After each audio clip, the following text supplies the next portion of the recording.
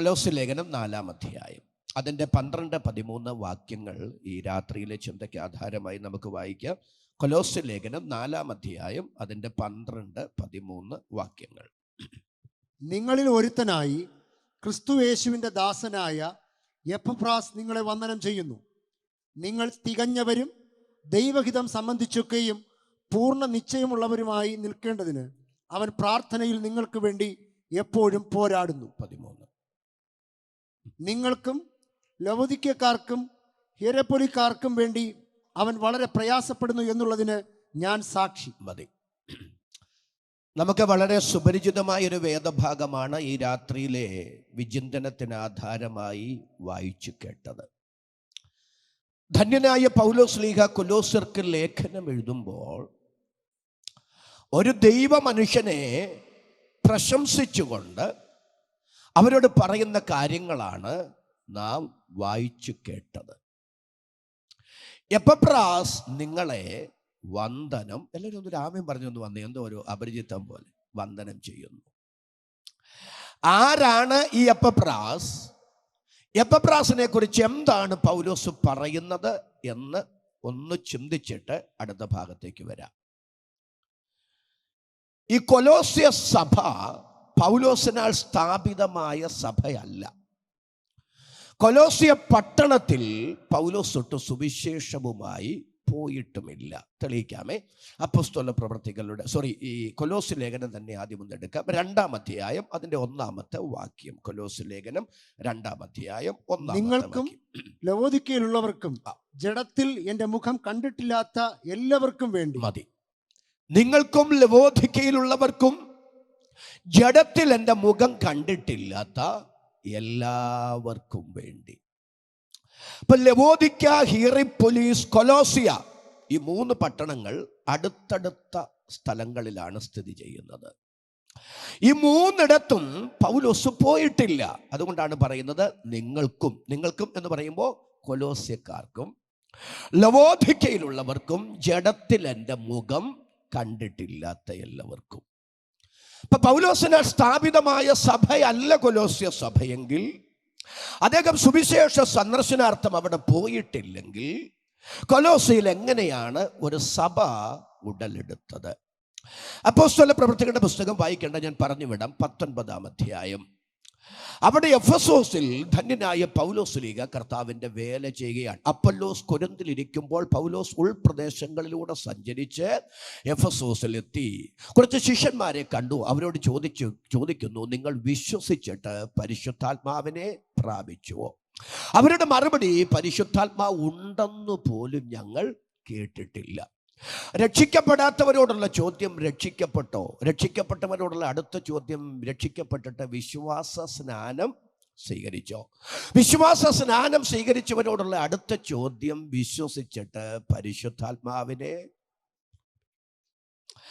അവരുടെ മറുപടി, പരിശുദ്ധാത്മാവ് ഉണ്ടെന്ന് പോലും ഞങ്ങൾ. അത് പൗലോസിനെ ആശ്ചര്യപരതന്ത്രനാക്കി കളഞ്ഞു. പരിശുദ്ധാത്മാവിനെ കുറിച്ച് ഞങ്ങൾ കേട്ടിട്ട് പോലും ഇല്ലെന്നവർ പറയുമ്പോ പൗലോസിന് മനസ്സിലായി അവരുടെ സ്നാനത്തിന് എന്തോ താളപ്പിഴയുണ്ട്. കാരണം ഒരാൾ ഒരിക്കലെങ്കിലും പരിശുദ്ധാത്മാവിനെ കുറിച്ച് കേൾക്കാൻ സാധ്യതയുള്ളൊരു മേഖലയാണ് സ്നാനം.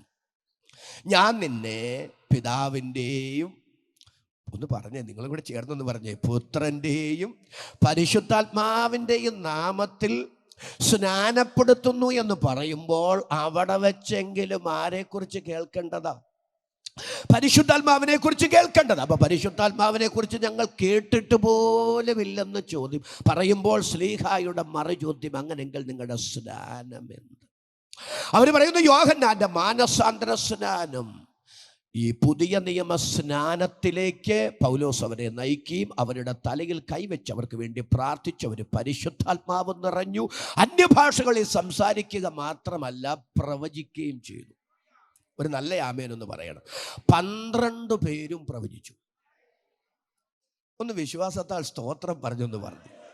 കർത്താവെ, കൃപാവരങ്ങളിൽ ഒന്നായ പ്രവചന ശുശ്രൂഷ ഒറ്റപ്പെട്ട തുരുത്തുകളായി മാറിക്കൊണ്ടിരിക്കുന്ന ഈ കാലത്ത് ഈ ഉപവാസ പ്രാർത്ഥനയിൽ ആത്മാവിൽ പ്രവചിക്കുന്ന ഒരു ആത്മമണ്ഡലത്തിലേക്ക് സഭയായി ഞങ്ങളെ നയിക്കണമെന്ന് സ്തോത്രം ചെയ്ത് ദൈവത്തോട് പ്രാർത്ഥിക്കുന്ന എത്ര പേര് ഇവിടെ വന്നിട്ടുണ്ട്?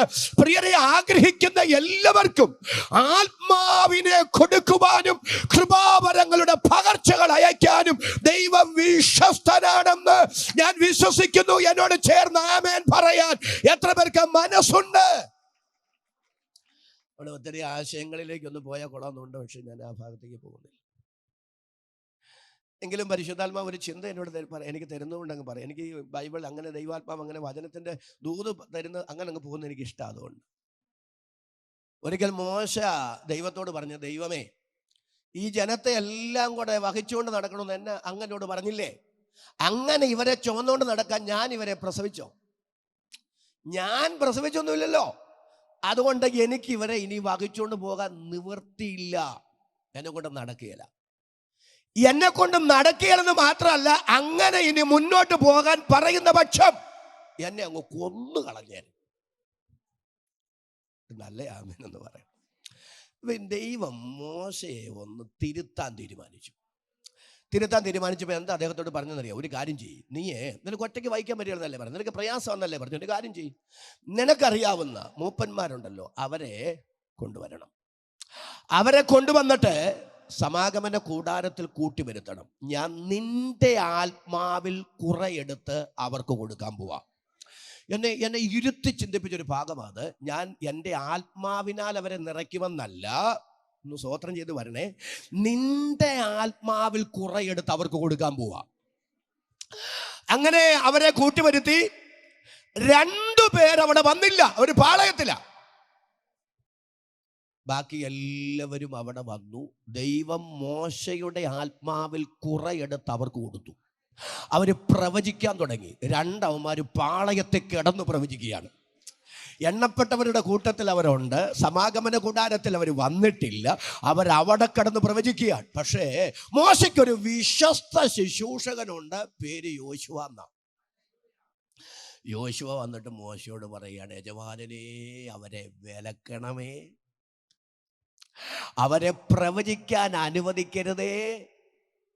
ഉടനെ മോശ പറയുകയാണ്, യോശുവയുടെ ചിന്ത എന്താ അറിയോ? എൻ്റെ യജമാനൻ മാത്രം പ്രവചിച്ചാൽ മതി, വേറെ ആരും പ്രവചിക്കണ്ട. പക്ഷേ മോശ പറയുകയാണ്, യോശുവേ, നീ എന്നെക്കുറിച്ച് അസൂയപ്പെടുന്നുവോ? എന്നെ ചൊല്ലി അസൂയപ്പെടുന്നുവോ? ഇസ്രായേൽ ഗ്രഹം മുഴുവനും പ്രവാചകന്മാരും പ്രവാചകിമാരും ആയിരുന്നെങ്കിൽ കൊള്ളായിരുന്നു. ഇന്ന് പകൽ ഇതിനകത്തിരുന്ന് സ്തോത്രം ചെയ്ത് രാത്രി പറ, കർത്താവേ, ഞങ്ങളുടെ സഭയ്ക്കകത്ത് എൻ്റെ ശുശ്രൂഷകരെ, എൻ്റെ കർത്താവേ, എൻ്റെ കൂട്ടുവിശ്വാസിയെ കൃപാവരങ്ങളാൽ നിറയപ്പെട്ട് മറ്റൊരു കൃപാവരങ്ങൾ ഉള്ളവരെ അന്യ സ്ഥലങ്ങളിൽ നിന്ന് വിളിച്ചു വരുത്തേണ്ടി വരികയല്ല. ഇതിനകത്തുള്ളവർ കൃപാവരങ്ങളെ കൊണ്ട് തമ്മിൽ ശുശ്രൂഷിക്കുന്ന ഒരാത്മമണ്ഡലത്തിലേക്ക് ഞങ്ങളെ കൊണ്ടെത്തിക്കണമെന്ന് ഇന്ന് മകൾ സ്തോത്രം ചെയ്ത് ദൈവത്തോട് പറയാൻ മനസ്സുള്ളവരുടെ കര ഞാൻ ഒന്നുകൂടെ കാണട്ടെ. ആ കരവ് ശബ്ദവും ഉയർത്തി ദൈവത്തിന് നന്ദി പറയാ. അവിടെ ഒരാശയം കൊണ്ട് ഞാൻ പറയാ, പുതിയ ആത്മാവിനെ കൊടുത്തവർ പ്രവചിക്കുകയല്ല, മോശയുടെ ആത്മാവിൽ കുറെയെടുത്ത് കൊടുത്തെന്ന്. അതിൻ്റെ അർത്ഥം എന്താണെന്നറിയോ? മോശയെ ഒന്ന് തിരുത്താനാ. മോശ, നീ എന്നെ പറഞ്ഞ് നീ ചുമന്നുകൊണ്ട് നടക്കുക എന്നോ? നിന്നെ കൊണ്ട് കഴിയത്തില്ലെന്നോ? നീ ചുമന്നാൽ എത്ര നാൾ ചുമക്കും? നീ നടത്തിയാൽ എത്ര നാൾ നടത്തും? നിന്നെ കൊണ്ടൊന്നും നടക്കുകയില്ല. നീ വെറും മനുഷ്യനാ. പക്ഷെ നിന്നെ ഏൽപ്പിച്ച ഉത്തരവാദിത്വം എത്ര വലുതാണെന്ന് എനിക്കറിയാം. ആ ഉത്തരവാദിത്വം നിന്നെ കൊണ്ട് നിവർത്തിക്കാൻ എൻ്റെ ആത്മാവിനെ നിന്റെ മേൽ തന്ന് എൻ്റെ ആത്മാവ് നിന്നെ കൊണ്ടത് ചെയ്യിപ്പിക്കുകയാണ്. കൃപ ലഭിച്ച ദൈവമക്കളോട് ഞാൻ വിളിച്ചു പറയാം, നമ്മുടെ കഴിവല്ല, നമ്മുടെ മിടുക്കല്ല, ദൈവത്തിന്റെ കൃപ, ദൈവത്തിന്റെ കരുണ നമ്മോട് കൂടെ ഇരുന്ന് നമ്മെ പ്രയോജനപ്പെടുത്തുകയാണ്. പറഞ്ഞു തീരാത്ത ദാന നിമിത്തം ദൈവത്തിന് സ്തോത്രമെന്ന് പറഞ്ഞ് എൻ്റെ കർത്താവിന് നന്ദി പറയാൻ ഒരു മനസ്സ് നമുക്കുണ്ടാകട്ടെ. വിഷയത്തിലേക്ക് മടങ്ങി വരാം. 12 പേരും പ്രവചിച്ചു. ഈ യഹൂദ സിനഗോഗിൽ പൗലോസ് കർത്താവിൻ്റെ വചനം പ്രസംഗിച്ചുകൊണ്ട് ഇങ്ങനെ മുന്നോട്ട് പോകുന്നു. പക്ഷെ ശക്തമായ എതിരുണ്ടായപ്പോൾ 3 മാസം കഴിഞ്ഞപ്പോൾ ആ പള്ളിയിലെ പ്രഭാഷണം നിർത്തിയിട്ട് തുറന്നോസിന്റെ പാഠശാലയിലേക്ക് മിനിസ്ട്രി മാറ്റി. ആ വചന പഠനം 2 വർഷത്തോളം നീണ്ടു. അതിനെക്കുറിച്ച് ഇങ്ങനെയാണ് വായിക്കുന്നത്: ആസിയിലെങ്ങുമുള്ള യഹൂദന്മാരും യവനന്മാരും ദൈവവചനം കേൾപ്പാൻ അത് മുഖാന്തരം ഇടവന്നു. കാരണം എഫെസോസ് ഒരു വ്യാപാര കേന്ദ്രമാണ്. ധാരാളം ആവശ്യങ്ങൾക്ക് വേണ്ടി ആസിയ പ്രൊവിൻസിന്റെ വിവിധ ഭാഗങ്ങളിൽ നിന്ന് കടന്നു വന്നവർക്ക് തുറന്നോസിന്റെ പാഠശാലയിലെ ദൈവവചനം പഠിക്കാൻ അവസരം ഒരുങ്ങപ്പെടുകയും അങ്ങനെ അനേകർ വിശ്വസിക്കുക മാത്രമല്ല, ആസിയിലെങ്ങും ദൈവത്തിന്റെ വചനം പ്രബലപ്പെട്ടു. ശ്രദ്ധിക്കുക, അങ്ങനെ ഈ തുറന്നോസിന്റെ പാഠശാലയിൽ വന്ന് ദൈവവചനം കേട്ട് രക്ഷിക്കപ്പെട്ട ആളാണ് എപ്പഫ്രാസ്. എല്ലാവരും ഒന്ന് സ്തോത്രം ചെയ്തിട്ടുണ്ട് വരണം. ആ എപ്പഫ്രാസ് കൊലോസിയ പട്ടണക്കാരനാണ്. ഒന്നുകൂടെ പറയാം, ആ എപ്പഫ്രാസ് ആരാണ്? കൊലോസിയ പട്ടണക്കാരനാണ്. കൊലോസിയിൽ സഭ സ്ഥാപിതമായത് എപ്പഫ്രാസിനാലാണ്. എടുക്കാം 1-ാം അധ്യായം അതിൻ്റെ 5 മുതലുള്ള വാക്യങ്ങൾ വായിച്ചോളൂ. നമ്മുടെ കർത്താവായ യേശു ക്രിസ്തുവിന്റെ പിതാവായ ദൈവത്തിന് സ്തോത്രം ചെയ്യുന്നു. ആ സുവിശേഷം സർവ്വലോകത്തിലും എന്ന പോലെ നിങ്ങളുടെ അടുക്കലും എത്തി. നിങ്ങൾ ദൈവകൃപയെ യഥാർത്ഥമായി കേട്ടറിഞ്ഞ നാൾ മുതൽ നിങ്ങളുടെ ഇടയിൽ എന്ന പോലെ സർവ്വലോകത്തിലും ഫലം കായ്ച്ചും വർദ്ധിച്ചും വരുന്നു. ഇങ്ങനെ നിങ്ങൾ ഞങ്ങളുടെ പ്രിയ സഹഭൃത്യനായ എപ്പഫ്രാസിനോട് പഠിച്ചിട്ടുണ്ടല്ലോ. അടുത്തത്, അവൻ നിങ്ങൾക്ക് വേണ്ടി ക്രിസ്തുവിന്റെ വിശ്വസ്ത ശുശ്രൂഷകനും നിങ്ങൾക്ക് ആത്മാവിനാലുള്ള സ്നേഹം ഞങ്ങളോട് അറിയിച്ചവനുമാകുന്നു. കൊലോസ്യ ലേഖനം 4:12 എന്താ വായിച്ചത്? നിങ്ങളിൽ ഒരുവനായി, അല്ലേ? അങ്ങനല്ലേ ഇവിടെ വായിച്ചേ? നിങ്ങളിൽ ഒരുവനായി ക്രിസ്തുയേശുവിന്റെ ദാസനായ, നിങ്ങളിൽ ഒരുവനായി ക്രിസ്തുയേശുവിന്റെ ദാസനായ എപ്പഫ്രാസ്. അപ്പൊ എപ്പഫ്രാസ് എവിടത്തുകാരനാ?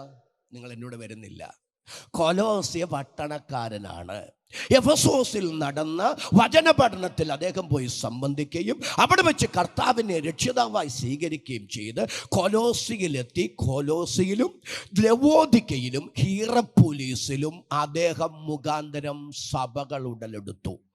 സഭകൾ ഉടലെടുത്തെന്ന് മാത്രമല്ല, കൊലോസ്യ സഭയുടെ ശുശ്രൂഷകനായി ആര് മാറി? എപ്പഫ്രാസ് മാറി. അതുകൊണ്ടാണ് വായിക്കുന്നത്, എപ്പഫ്രാസ് നിങ്ങളുടെ ശുശ്രൂഷകനാണ്. അത് മാത്രമല്ല, അദ്ദേഹത്തിൽ നിന്ന് നിങ്ങൾ പഠിച്ചിട്ടുണ്ടല്ലോ. ഇപ്പൊ കൊലോസ്യ സഭയുടെ സ്ഥാപകനും ആ സഭയുടെ ശുശ്രൂഷകനും അവരെ ദൈവവചനം പഠിപ്പിച്ച അനുഗ്രഹീത ദൈവ മനുഷ്യനുമാണ് എപ്പഫ്രാസ്.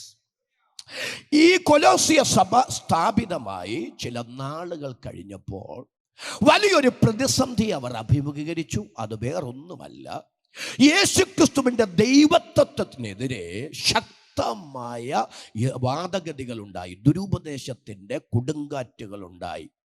അതിൻ്റെ ഒരു പരിധിവരെയുള്ള സ്വാധീനം കൊലോസ്യ സഭയ്ക്കകത്തുമുണ്ടായി. ദൈവമക്കളിൽ ചിലർ ആശയക്കുഴപ്പത്തിലായി.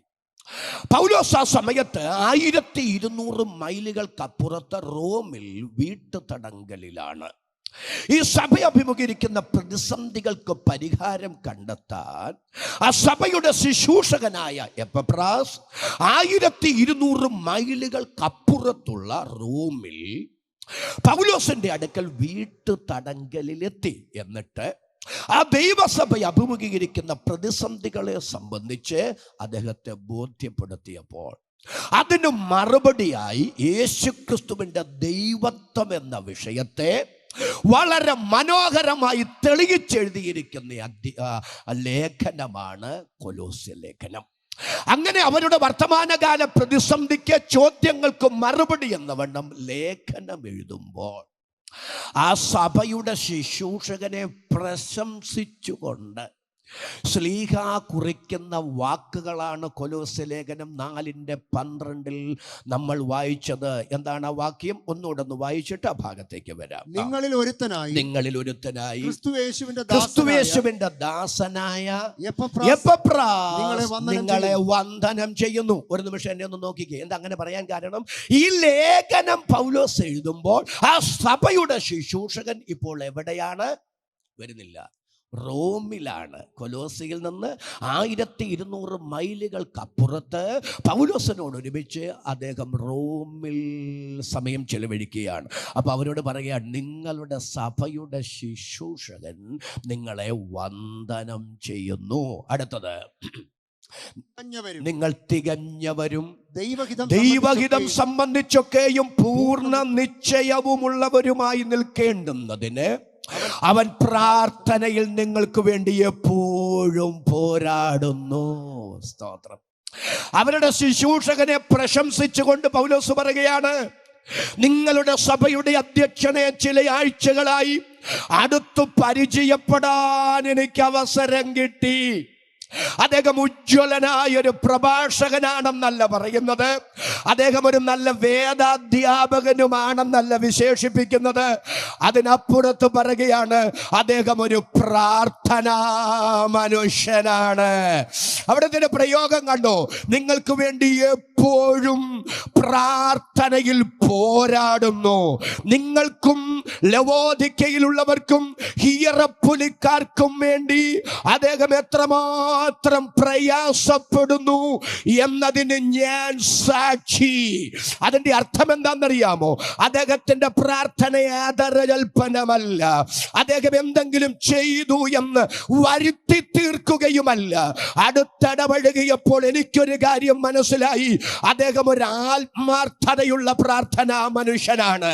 ഈ ഉപവാസ പ്രാർത്ഥനയുടെ 12ാമത്തെ രാത്രി ദൈവത്തോട് ആത്മാർത്ഥമായി സ്തോത്രം ചെയ്തു പറ, കർത്താവേ, എൻ്റെ ആത്മീക ജീവിതവും എൻ്റെ ജീവിതത്തിന്റെ സമസ്ത മേഖലകളും ദൈവമേ വരുത്തി തീർക്കലുകൾക്കപ്പുറത്ത് ഹൃദയങ്ങളെയും അന്തരിന്തരങ്ങളെയും ശോധന ചെയ്യുന്ന, ഞങ്ങളുടെ നിരൂപണങ്ങളെ ദൂരത്തു നിന്ന് ഗ്രഹിക്കുന്ന സർവശക്തനായ ദൈവത്തിന്റെ തിരുമുൻപാകെ ദൈവത്തിനു സ്തോത്രം.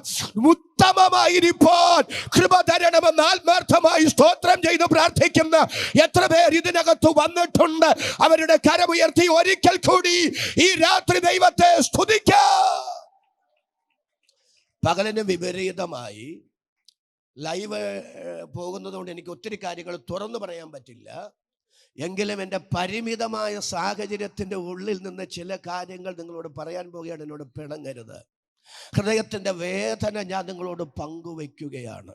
ഇന്ന് നമ്മുടെ പെന്തക്കോസ്ത് സമൂഹം ഒരു വലിയ ദുരന്ത മുനയിലാണ്, ഒരു വലിയ തകർച്ചയുടെ വക്കിലാണ്. ആത്മാർത്ഥതകൾ ഉള്ളവർ കുറയുകയാണ്. സ്വാർത്ഥ താല്പര്യങ്ങൾ, ഹിഡൻ അജണ്ടകൾ നമ്മുടെ ഇടയിൽ വർദ്ധിച്ചു കൊണ്ടിരിക്കുകയാണ്. ഈ ദുരന്ത മുഖത്ത് നിന്ന് രക്ഷപ്പെടാൻ ദൈവം ആഗ്രഹിക്കുന്ന പദ്ധതികൾ തിരുസഭയിലൂടെ മണ്ണിൽ നിവർത്തിക്കപ്പെടാൻ ആത്മാർത്ഥതയുള്ളവരെ ദൈവം അന്വേഷിക്കുകയാണ്. ഹൃദയശുദ്ധിയുള്ളവരെ ദൈവം അന്വേഷിക്കുകയാണ്. ആത്മീക കാപട്യങ്ങളല്ല, അഭിനയങ്ങളല്ല, അധരം കൊണ്ട് ദൈവത്തെ ബഹുമാനിക്കുകയല്ല, ഹൃദയം കൊണ്ട് ദൈവത്തെ ബഹുമാനിക്കുന്ന, ഹൃദയപൂർവം ദൈവത്തെ അനുസരിക്കുന്ന ദൈവിക പദ്ധതിക്ക് വേണ്ടി നിവരെ നിൽക്കാൻ ആത്മാർത്ഥതയുള്ള ചിലരെ ദൈവാത്മാവ് അന്വേഷിക്കുന്നു. ആ കൂട്ടത്തിൽ എന്നെ ഉൾപ്പെടുത്തണമെന്ന് സ്തോത്രം ചെയ്ത് പ്രാർത്ഥിക്കുന്ന എത്ര പേർ ഇവിടെയുണ്ട്? അവർക്കായി ഞാൻ ദൈവത്തെ സ്തുതിക്കുന്നു. ചില ചിന്തകൾ ആത്മാർത്ഥതയുള്ള ആരെങ്കിലും ഉണ്ടെങ്കിൽ അവിടെ ആ ദൈവപ്രവൃത്തി വെളിപ്പെടുക. 2-3 ഉദാഹരണങ്ങൾ പറഞ്ഞു വരാം. 1 ശമൂവേലിന്റെ പുസ്തകം വായിക്കേണ്ട. 1 ശമൂവേലിന്റെ പുസ്തകം 9-ാം അധ്യായം. കീഷിന്റെ കുറച്ച് കഴുതകൾ കാണാതെ പോയി. ഉടനെ തന്റെ മകൻ ശൗലിനോട് പറയുന്നു, കഴുതകൾ കാണാതെ പോയി, നീ തേടി പിടിച്ചുകൊണ്ട് വരണം. ശൗല് കഴുതകളെ അന്വേഷിച്ച് പോയപ്പോൾ അപ്പം പറഞ്ഞു, ഒരു ഭൃത്യനെ കൊണ്ട് കൂട്ടത്തിൽ കൂട്ടിക്കോളാൻ പറഞ്ഞു. അവനെ ഇന്ന് രാത്രി നിങ്ങൾക്ക് ആദ്യമായിട്ടൊന്ന് പരിചയപ്പെടുത്താൻ ആഗ്രഹിക്കുന്നു. ആ ഭൃത്യനുമായി ശൗല് പോകുകയാണ്. പോയി എഫ്രയീം മലനാട്, ശാലീഷ ദേശം, ബെന്യാമീൻ ദേശങ്ങൾ, കഴുത പോകാൻ സാധ്യതയുള്ള ദേശങ്ങളെല്ലാം അരിച്ചു പെറുക്കി. ഒരു നല്ല ആമേനൊന്ന് പറയണം എന്നോട്. ദിവസം 3 പിന്നീട് ഞാൻ തെളിയിക്കാം. ദിവസം സൂഫ് ദേശത്തെത്തി, അവിടെയും കഴുതയില്ല. ഉടനെ ഈ ശൗല് പറയുകയാണ്, നമുക്ക് മടങ്ങിപ്പോകാം. കാരണം ഇപ്പൊ കഴുതയെക്കുറിച്ചുള്ള ചിന്ത അപ്പന് നഷ്ടപ്പെട്ടിട്ട് നമ്മളെക്കുറിച്ചുള്ള വേദന കൊണ്ട് അപ്പൻ നീറുകയായിരിക്കും. അതുകൊണ്ട് അപ്പനെ വേദനിപ്പിക്കേണ്ട, നമുക്ക് മടങ്ങിപ്പോകാം. അപ്പൊ നിങ്ങൾ അറിയണം, കൊണ്ടുവന്ന ആഹാരം വരെ തീർന്നു. നിങ്ങൾ ആ ഭാഗം വീട്ടിൽ ചെന്ന് മനസ്സിരുത്തി ഒന്ന് വായിച്ചാൽ ദൈവപുരുഷന്റെ കാര്യം ഇദ്ദേഹം പറയുന്നുണ്ട്. ആര്? ഈ ഭൃത്യൻ. അപ്പൊ ഈ ശൗല് പറയുന്നുണ്ട്, അവന് കൊടുക്കാൻ ഒരു അട പോലും നമ്മുടെ കയ്യിലില്ലെന്ന്. ഇത്രയും അലയേണ്ടി വരുമെന്ന് ആര് വിചാരിച്ചില്ല? ശൗല് വിചാരിച്ചില്ല. പെട്ടെന്ന് കാര്യം സാധിക്കുമെന്നാണ് പ്രതീക്ഷിച്ചത്. പക്ഷേ 3 ദിവസം അലഞ്ഞു തിരിഞ്ഞിട്ടും കഴുതകളെ കണ്ടില്ല. തിരിച്ചു വീട്ടിലേക്ക് പോകാമെന്ന് ഉടമസ്ഥനാ പറയുന്നത്. ഞാനാണ് പറഞ്ഞേനെ, ഞാനത് നേരത്തെ പറയാനിരുന്നതാ. എല്ലാവരും എൻ്റെ അടുത്ത് വരണേ. ഞാനത് നേരത്തെ അങ്ങനെ പറഞ്ഞാൽ താങ്കൾ എന്തോ ചിന്തിക്കുന്നുകൊണ്ടാണ് ഞാൻ മിണ്ടാതിരുന്നത്. എത്ര ദിവസമായി ഈ കഴുത പോയാൽ പോട്ടെ, ഇനി എത്ര കഴുത വാങ്ങിക്കാനുള്ള പണം അപ്പൻ്റെ കയ്യിലുണ്ട്, നമുക്ക് തിരിച്ചു പോകാം, അതാ നല്ലതെന്ന് ഞാനാണ് പറഞ്ഞേനെ. പക്ഷെ ആ ഭൃത്യൻ ശൗലിനോട് പറയുകയാണ്, തിരിച്ചു പോകണ്ട, ഇവിടെ ഒരു ദൈവപുരുഷനുണ്ട്, അവൻ പറയുന്നതെല്ലാം ഒത്തു വരുന്നുണ്ട്. നമുക്ക് ആ ദൈവമനുഷ്യന്റെ അടുക്കൽ പോയി ചോദിക്കാം, കഴുതകൾ എവിടെ ഉണ്ടെന്ന് നമുക്കത് കണ്ടെത്താം. ഉടനെ ശൗല് പറയുകയാണ്, അദ്ദേഹത്തിന് കൊടുക്കാൻ എൻ്റെ കയ്യിൽ ഒന്നുമില്ല, നമ്മുടെ പക്കൽ ഒരു അട പോലും ഇല്ല. ഉടനെ ഇവൻ പറയും, എൻ്റെ പക്കൽ കാശേക്കൽ വെള്ളിയുണ്ട്. ഒരു നല്ല ആമേനൊന്ന് പറയണേ. എൻ്റെ കയ്യിൽ കാശേക്കൽ വെള്ളിയുണ്ട്, നമുക്കത് അദ്ദേഹത്തിന് കൊടുക്കാം. ഇന്ന് രാത്രി ഞാനൊരു കാര്യം നിങ്ങളോട് പറയുകയാണ്. ശൗലിന്റെ തലയിൽ രാജകീയ അഭിഷേകം വീണത് കൂടെ നടന്ന ഭൃത്യന്റെ ആത്മാർത്ഥത കൊണ്ടാണ്. കൃപ ലഭിച്ച ദൈവമക്കൾ ആത്മാർത്ഥമായി സ്തോത്രം ചെയ്ത് ഇന്ന് രാത്രി ഇതിനകത്തിരുന്ന് പറ, കർത്താവേ, ഞാൻ മുഖാന്തരം അനേകർ അനുഗ്രഹിക്കപ്പെടാൻ, വിടുവിക്കപ്പെടാൻ, എന്റെ ആത്മാർത്ഥത നിമിത്തം ചിലര് പരിശുദ്ധാത്മ നിറവ് പ്രാപിക്കാൻ, ചിലർ ആത്മ നിറവിലേക്ക് വരാൻ, ചിലര് കൃപാവരങ്ങൾ പ്രാപിക്കാൻ, എന്റെ ആത്മാർത്ഥത നിമിത്തം ചില കുടുംബങ്ങൾ വിടുവിക്കപ്പെടാൻ, സഭ വളരപ്പെടാൻ കൃപ തരണമെന്ന് ആത്മാർത്ഥമായി ദൈവത്തോട് സ്തോത്രം ചെയ്ത് പ്രാർത്ഥിക്കുന്ന എത്ര പേർ ഈ രാത്രി ഇതിനകത്ത് വന്നിട്ടുണ്ട്? അവർക്കായി ഞാൻ ദൈവത്തെ സ്തുതിക്കുന്നു.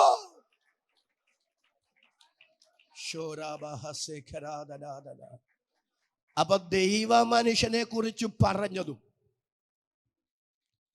ദൈവ മനുഷ്യന്റെ അടുക്കൽ ചെല്ലുമ്പോ തന്റെ പോക്കറ്റിലുള്ള കാകപ്പാടെ കാക്കാശ് വെള്ളിയേ ഉള്ളൂ, അല്ലേ? കാശേക്കൽ വെള്ളി മാത്രമേ ഇദ്ദേഹത്തിന്റെ കയ്യിൽ. അത് ഞാൻ കൊടുക്കാം. ഒന്നുകൂടെ പറയാം, കഴുത യജമാനന്റെ കഴുതയാ നഷ്ടപ്പെട്ടതെന്ന ചിന്തയിലല്ല ആ ഭൃത്യൻ ഇടപെടുന്നത്. തൻ്റെ യജമാനന്റെ നഷ്ടം തൻ്റെ നഷ്ടമായി ഏറ്റെടുത്ത് ആ ആത്മാർത്ഥതയിലാണ് ശൗലിൻ്റെ മേൽ ശൗൽ ആ ശമൂവേലിൻ്റെ ഭവനത്തിൽ എത്തുന്നതും അവൻ്റെ മേൽ രാജകീയ അഭിഷേകം വീഴുന്നതെങ്കിൽ ഇന്ന് പകൽ സ്തോത്രം ചെയ്ത് പറഞ്ഞ ദൈവമേ, ഈ ഉപവാസ പ്രാർത്ഥനയിൽ സ്വാർത്ഥതകൾ ഞങ്ങളിൽ നിന്നും മാറ്റി ശരിയായ ഒരു ആത്മാർത്ഥതയിലേക്ക് ഞങ്ങളെ നയിക്കണമേ എന്ന് ഹൃദയപൂർവ്വം ദൈവത്തോട് സ്തോത്രം ചെയ്ത് പ്രാർത്ഥിക്കുന്ന എത്ര പേര് ഇവിടെ? യേശു ക്രിസ്തുവിന്റെ നാമത്തിൽ അതങ്ങനെ സംഭവിക്കട്ടെ. രണ്ടാമത്തെ ഒരു ഉദാഹരണത്തിലേക്ക് പോവാം. ഈ ഇസ്രായേൽ ദേശത്ത് ഒരു ചെറിയ പെൺകുട്ടി ഉണ്ടായിരുന്നു. അവളെ അങ്ങനെ തന്നെയാ തിരുവെഴുത്ത് പറഞ്ഞത്, ചെറിയൊരു ആരാം രാജാവിന്റെ സൈന്യാധിപൻ നയമാൻ പരാക്രമശാലിയാണെങ്കിലും കുഷ്ഠരോഗിയാണ്. ആ കുഷ്ഠരോഗിയായ മനുഷ്യൻ യെരൂശലേമിനെ ആക്രമിച്ച് ജനത്തെ അടിമത്തത്തിലേക്ക് കൊണ്ടുപോയപ്പോൾ ആ കൂട്ടത്തിൽ ഈ ചെറിയ പെൺകുട്ടിയെ പിടിച്ച് തന്നെ വീട്ടിൽ കൊണ്ടുപോയി. തൻ്റെ ഭാര്യയ്ക്ക് ശുശ്രൂഷ ചെയ്യുകയാണ് ഈ ചെറിയ പെൺകുട്ടി. അങ്ങനെ ഇരിക്കെ അവൾ ഒരിക്കൽ യജമാനത്തിയോട് പറഞ്ഞു, എൻ്റെ യജമാനൻ ഇസ്രായേൽ ദേശത്തൊന്ന് പോയിരുന്നെങ്കിൽ അവിടെ ഞങ്ങൾക്കൊരു പ്രവാചകനുണ്ട്, ഏലീശ. അദ്ദേഹത്തിൻ്റെ കുഷ്ഠം മാറ്റി കൊടുക്കുമായിരുന്നു. ഞാനൊരു കാര്യം നിങ്ങളോട് ചോദിച്ചോട്ടെ, കുഞ്ഞുങ്ങളൊക്കെ ഉണ്ട്. വേറെ ആരാണെങ്കിലും അവിടെ പെറുപെറുപ്പോടല്ലേ ജീവിക്കുകയുള്ളൂ, അല്ലേ? ദൈവത്തോടും പെറുപെറുക്കും, മനുഷ്യരോടും പൊട്ടിത്തെറിക്കും. ദൈവമേ, ഈ എട്ടും പൊട്ടും തിരിയാത്ത സമയത്ത്, ചെറിയ ബാലകയായിരിക്കുന്ന ഈ കാലത്ത് ഇസ്രായേൽ ദേശത്തെ ആക്രമിച്ച് എന്നെ ഇവിടെ അടിമയായി കൊണ്ടുവന്ന് ഈ വീട്ടിലിട്ടിരിക്കുകയാണ്. ദൈവമേ, ഞാൻ എന്തു പാപം ചെയ്തിട്ടാണ് എനിക്ക് ഗതികേട് വന്നത്? എന്തുകൊണ്ട് എൻ്റെ ജീവിതത്തിൽ ഇങ്ങനെയൊക്കെ സംഭവിച്ചു എന്ന് ദൈവത്തോട് പിറുപിറുത്ത് മനുഷ്യനോട് പൊട്ടിത്തെറിച്ച് ജീവിതം വേണമെങ്കിൽ അവൾക്ക് മുൻപോട്ട് കൊണ്ടുപോകാമായിരുന്നു.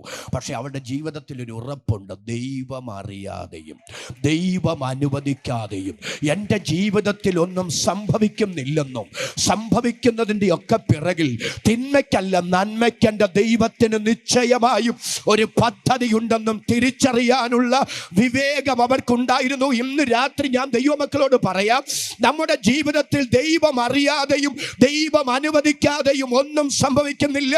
സംഭവിക്കുന്നതിൻ്റെ ഒക്കെ പിൻപിൽ തിന്മയ്ക്കല്ല നന്മയ്ക്ക് ദൈവത്തിന് നിശ്ചയമായും ഒരു പദ്ധതിയുണ്ട്. അത് തിന്മയ്ക്കല്ല നന്മയ്ക്കാണെന്നറിയാൻ അല്പസമയമെടുത്തെന്ന് വരാം. അല്പസമയമെടുത്താലും അത് വ്യക്തമാക്കാൻ ദൈവം വിശ്വസേ.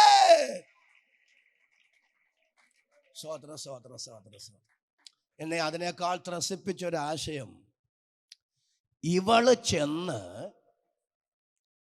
ഈ നയമാനോട് പറയുകയാണ്, നമ്മുടെ വീട്ടിലെ ചെറിയ പെൺകുട്ടി പറഞ്ഞു ഇസ്രായേലിൽ പോയാൽ സൗഖ്യം വരുമെന്ന്. ഒരു നല്ല ആമേനൊന്ന് പറഞ്ഞു.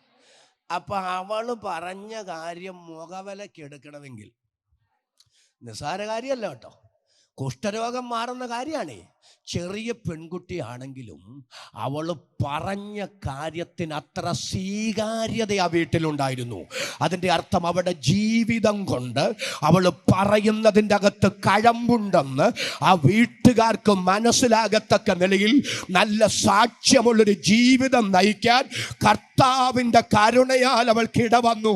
ഇന്ന് പകർന്ന് സ്തോത്രം ചെയ്ത് പറഞ്ഞേ, കർത്താവേ, സമൂഹത്തെ സ്വാധീനിക്കാൻ കഴിയുന്ന, ഞാൻ ആയിരിക്കുന്ന ചുറ്റുപാടുകളെ സ്വാധീനിക്കാൻ കഴിയുന്ന, എൻ്റെ വാക്കുകൾക്ക് വില കൽപ്പിക്കുന്ന നിലയിലേക്ക് എൻ്റെ സഹപ്രവർത്തകരെ എത്തിക്കാൻ കഴിയുന്ന നിലയിൽ ഒരു കരുത്തുറ്റ ആത്മീക ജീവിതം നയിക്കാൻ എനിക്ക് കൃപ തരണം യേശുവിൻ്റെ നാമത്തിൽ.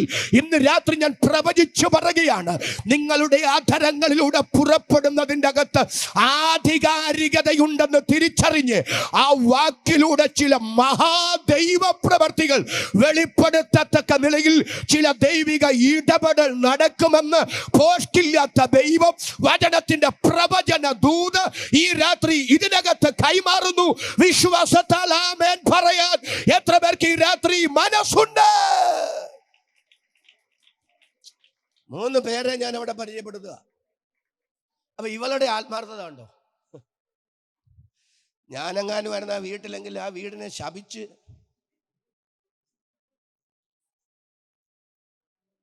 അല്ലേ?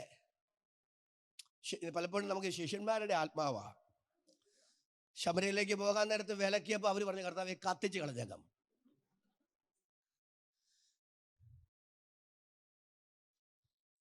ഞാനാണെങ്കിൽ നിനക്ക് ഇത്രയും വന്നാ പോരാ, ചെറിയ പെൺകുട്ടിയായ എന്നെ എൻ്റെ മാതാപിതാക്കൾക്കൊപ്പം വിടാതെ ഈ പ്രായത്തിൽ എന്നെ ഇവിടെ കൊണ്ടുവന്ന് എൻ്റെ ഭാവിയെ നശിപ്പിച്ച നിനക്ക് കുഷ്ഠമല്ല വരേണ്ടത്, ഇത്രേ വന്നുള്ളല്ലോ. പക്ഷെ അവൾ ആ വീട്ടിലിരിക്കുമ്പോഴും അടിമപ്പെൺകുട്ടിയായി കഴിയുമ്പോഴും അദ്ദേഹത്തിൻ്റെ സൗഖ്യം, അവളുടെ ആത്മാർത്ഥതയാണ് അതിൻ്റെ പിന്നിൽ. ഇന്ന് രാത്രി ഞാൻ ദൈവമക്കളോട് വിളിച്ചു പറയുകയാണ്, പിറുപിറുക്കരുത് കേട്ടോ, മനുഷ്യരെ വെറുക്കരുത് കേട്ടോ. നമുക്കെന്ത് ദോഷം ചെയ്യുന്നവരാണെങ്കിൽ പോലും അവർ രക്ഷിക്കപ്പെടണമെന്നും അവർ അനുഗ്രഹിക്കപ്പെടണമെന്നും ഒരാത്മാർത്ഥമായ ആഗ്രഹം നമ്മിൽ ഉണ്ടാകട്ടെ. അങ്ങനെ ആത്മാർത്ഥതയിൽ നിന്ന് അവരെ ഒന്ന് അനുഗ്രഹിച്ചു പ്രാർത്ഥിക്കാനുള്ള ഹൃദയം തരണമെന്ന് ദൈവത്തോട് സ്തോത്രം ചെയ്ത് പ്രാർത്ഥിക്കുന്ന എത്ര പേര് ഈ രാത്രി ഇതിനകത്ത് വന്നിട്ടുണ്ട്? അവർക്കായി ഞാൻ ദൈവത്തെ സ്തുതിക്കുന്നു. നയമാൻ പോവാ. ഇനി അടുത്ത കാര്യം പറയാം. നയമാൻ പോവാ. നയമാൻ പോകുന്ന സമയത്ത് എങ്ങനെ പോകുന്നറിയാം? 6000 ശേക്കൽ പൊന്ന്, 10 താലന്ത് വെള്ളി, 10 കൂട്ടം വിശേഷ വസ്തുക്കൾ, ഇതൊക്കെ ആയിട്ടാണ് നയമാൻ പോകുന്നത്. ആരാൻ രാജാവ് ഒരു എഴുത്തും കൂടെ കൊടുത്തു വിട്ടായിരുന്നു. ഈ എഴുത്തുമായി വരുന്ന എൻ്റെ സൈന്യാധിപൻ നയമാനെ സൗഖ്യമാക്കണം. ഇസ്രായേൽ രാജാവ് കത്ത് വായിച്ചു കഴിഞ്ഞപ്പോൾ വസ്ത്രം കീറി. അവൻ അടുത്ത യുദ്ധത്തിനുള്ള കാരണം അന്വേഷിക്കുകയാണ്. എന്തെങ്കിലും ഒരു കാര്യം വേണ്ടേ? അപ്പൊ ഇതുവരെ മാറാത്ത കുഷ്ഠം ഞാൻ മാറ്റിക്കൊടുക്കണമെന്ന് പറഞ്ഞ് അടുത്ത കത്ത് തന്നിരിക്കുകയാണ്. അവൻ വസ്ത്രം കീറി. രാജാവ് വസ്ത്രം കീറിയെന്ന് ഏലീശ അറിഞ്ഞപ്പോ രാജാവിനോട് ചോദിച്ചു, കാരണം എന്താ? അപ്പൊ പറഞ്ഞു, ഇന്നതാ കാരണം, അവനെ എൻ്റെ അടുക്കിലേക്ക് വിട്ടേക്കാൻ പറഞ്ഞു. നയമാൻ അവിടെ ചെല്ലുമ്പോൾ നയമാൻ വിചാരിച്ചത് അകത്തുനിന്ന് പുറത്തോട്ട് വന്ന് ഹൃദ്യമായൊരു സ്വീകരണമൊക്കെ കൊടുത്ത് അന്തരീക്ഷത്തിലേക്ക് കൈവീശി സൗഖ്യം കൊടുക്കുമെന്നാണ് ആര് വിചാരിച്ചത്? എല്ലാവരും ഒന്ന് സ്തോത്രം ചെയ്തിട്ട് വരണേ. നയമാൻ വിചാരിച്ചു. പക്ഷേ ഏലീശ പുറത്തു പോലും വന്നില്ല. അകത്തിരുന്ന് പറഞ്ഞു, യോർദാനിൽ പോയി 7 പ്രാവശ്യം മുങ്ങിക്കോളാൻ പറഞ്ഞു. ഇവൻ കോപക്രാന്തനായി തിരിച്ചു പോകാൻ തുടങ്ങിയാണ്. എൻ്റെ നാട്ടിലുള്ള അർബാനയും പർപ്പരും പോലുള്ള തെളിഞ്ഞ വെള്ളമുള്ളപ്പോൾ യോർദാനെ പോലെ കലക്ക വെള്ളത്തിൽ പോയി മുങ്ങേണ്ട ഗതികേട് എനിക്കില്ല, അല്ലേ? ഇവൻ ഇങ്ങനെ ക്രുദ്ധിച്ചു പോകാൻ തുടങ്ങുമ്പോൾ കൂടെയുള്ളവർ ചൊവ്വുള്ളവരായിരുന്നു. ഒരു നല്ല ആമേനൊന്ന് പറയണേ. നയമാൻ്റെ വീട്ടിൽ ആത്മാർത്ഥതയുള്ളൊരു ഇസ്രായേലിയ പെൺകുട്ടി, ആ കൂട്ടത്തിൽ വന്നവരും ആത്മാർത്ഥതയുള്ളവരായിരുന്നു. അയ്യോ, വന്നവരിങ്ങനെ പ്രസാദിപ്പിക്കാൻ വന്നവരായിരുന്നേ പറഞ്ഞേ, എൻ്റെ പൊന്ന് യജമാനനെ, അവനൊരഹങ്കാരിയ, അവനെ നോക്കി വെച്ചേക്കണം. അടുത്ത യുദ്ധത്തിൽ ആദ്യത്തെ വെട്ട അവനിട്ടായിരിക്കണം, അല്ലേ? ഇതൊക്കെ പറഞ്ഞു വേണമെങ്കിൽ നയമാൻ്റെ പ്രീതി സമ്പാദിക്കാമായിരുന്നു. പക്ഷെ കൂടെ വന്നവർ പറഞ്ഞേക്കണേ, യജമാനനെ 6000 ശേക്കൽ പൊന്നുമായിട്ടല്ലേ വന്നേ, 10 താലന്ത് വെള്ളിയായിട്ടല്ലേ വന്നേ, 10 കൂട്ടം വിശേഷ വസ്ത്രങ്ങളും ഇല്ലായിരുന്നോ? അതൊന്നും മേടിക്കാൻ അങ്ങേര് വന്നില്ലല്ലോ. ഒരു നല്ല ആമേൻ എന്ന് പറഞ്ഞല്ലോ. അദ്ദേഹത്തിൻ്റെ കണ്ണ് ആ സ്വർണത്തിലും വെള്ളിയിലും വസ്ത്രത്തിലും ഒന്നും ഉടക്കിയില്ലല്ലോ. വേറൊരു കാര്യം പറഞ്ഞില്ലല്ലോ. യോർദാനിൽ പോയി 7 പ്രാവശ്യം മുങ്ങാനല്ലേ പറഞ്ഞുള്ളൂ. എൻ്റെ യജമാനനെ, അങ്ങനെ മുങ്ങിയാൽ ആ രോഗം സൗഖ്യമാകുമെങ്കിൽ ഒന്ന് പരിശ്രമിച്ചുകൂടെ?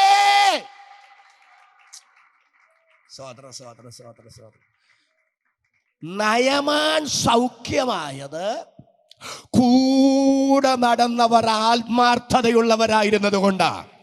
ഇന്ന് രാത്രി ഒന്ന് സ്തോത്രം ചെയ്ത് പറ, കർത്താവേ, എൻ്റെ ആത്മാർത്ഥത കൊണ്ട് ചിലർ സൗഖ്യമാകുന്ന, ചിലര് രക്ഷിക്കപ്പെടുന്ന, ചിലരിൽ മേൽ ദൈവപ്രവൃത്തി വെളിപ്പെടുന്ന ഒരു ദൈവിക മാധ്യമമാക്കി എന്നെ മാറ്റണമെന്ന് സ്തോത്രം ചെയ്ത് പറയാൻ മനസ്സുള്ള എത്ര പേരുണ്ട്? അവരെ കരമടിച്ച് അധരം തുറന്ന് അല്പനിമിഷം ദൈവത്തിന് സ്തോത്രം ചെയ്യുക.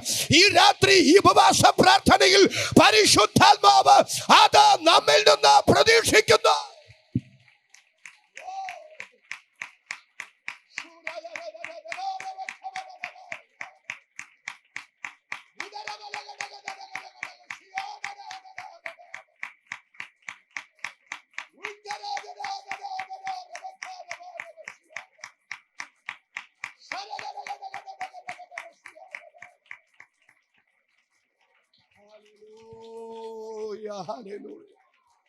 എന്തോ പരിശുദ്ധാത്മാവ് അവിടെ നിൽക്കാനൊരു നിയോഗം എനിക്ക് തരുന്നതുകൊണ്ട്.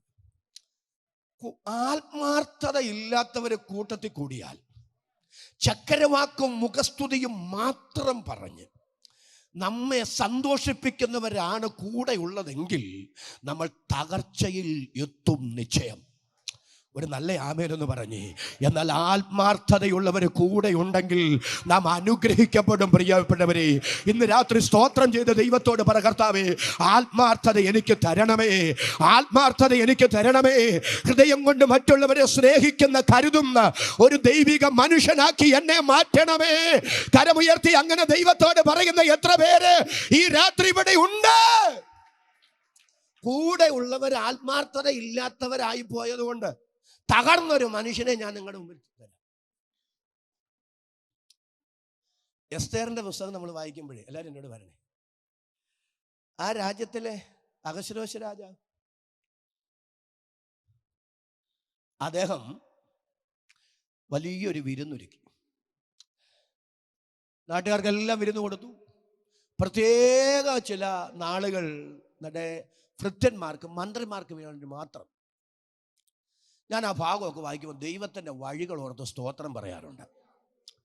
അങ്ങനെ ഇരിക്കുമ്പോൾ അദ്ദേഹത്തിനൊരാഗ്രഹം, തൻ്റെ ഭാര്യ വസ്തി എത്ര സുന്ദരിയാണെന്ന് വന്നവർക്കെല്ലാം ബോധ്യപ്പെടണം. അതുകൊണ്ട് ആ വിരുന്നിലേക്ക് രാജ്ഞിയെ കൂടെ വിളിച്ചു. ഉടനെ രാജ്ഞി പറഞ്ഞു, ഞാൻ വരില്ല. എല്ലാവരും എന്നോട് വരണേ. ഉടനെ കൂടെയുള്ളവരോട് ഇദ്ദേഹം ചോദിക്കുകയാണ്, ഞാൻ എന്നാ ചെയ്യേണ്ടെന്ന്. എല്ലാവരും എന്നോട് വരുന്നുണ്ടോ? ആരുടെ കാര്യം? സ്വന്തം വീട്ടിലെ കാര്യം എന്നാ ചെയ്യണമെന്ന് നാട്ടുകാരോട് ചോദിക്കുക. വിനയത്തോടൊരു കാര്യം ഞാൻ പറയാം, പറയേണ്ടത് മാത്രമേ പറയാവൂ. എല്ലാവരോടും എല്ലാം പറയരുത്. സ്തോത്രം. പറയേണ്ടത് മാത്രമേ പറയാവൂ. നമ്മുടെ വീടിൻ്റെ 4 ചുവരിനകത്ത് നമ്മൾ പറഞ്ഞു തീർക്കേണ്ടത് നമ്മൾ തന്നെ പറഞ്ഞു തീർക്കണം. അത് നാട്ടുകാർക്ക് തട്ടിക്കളിക്കാൻ ഇട്ടു കൊടുക്കരുത്.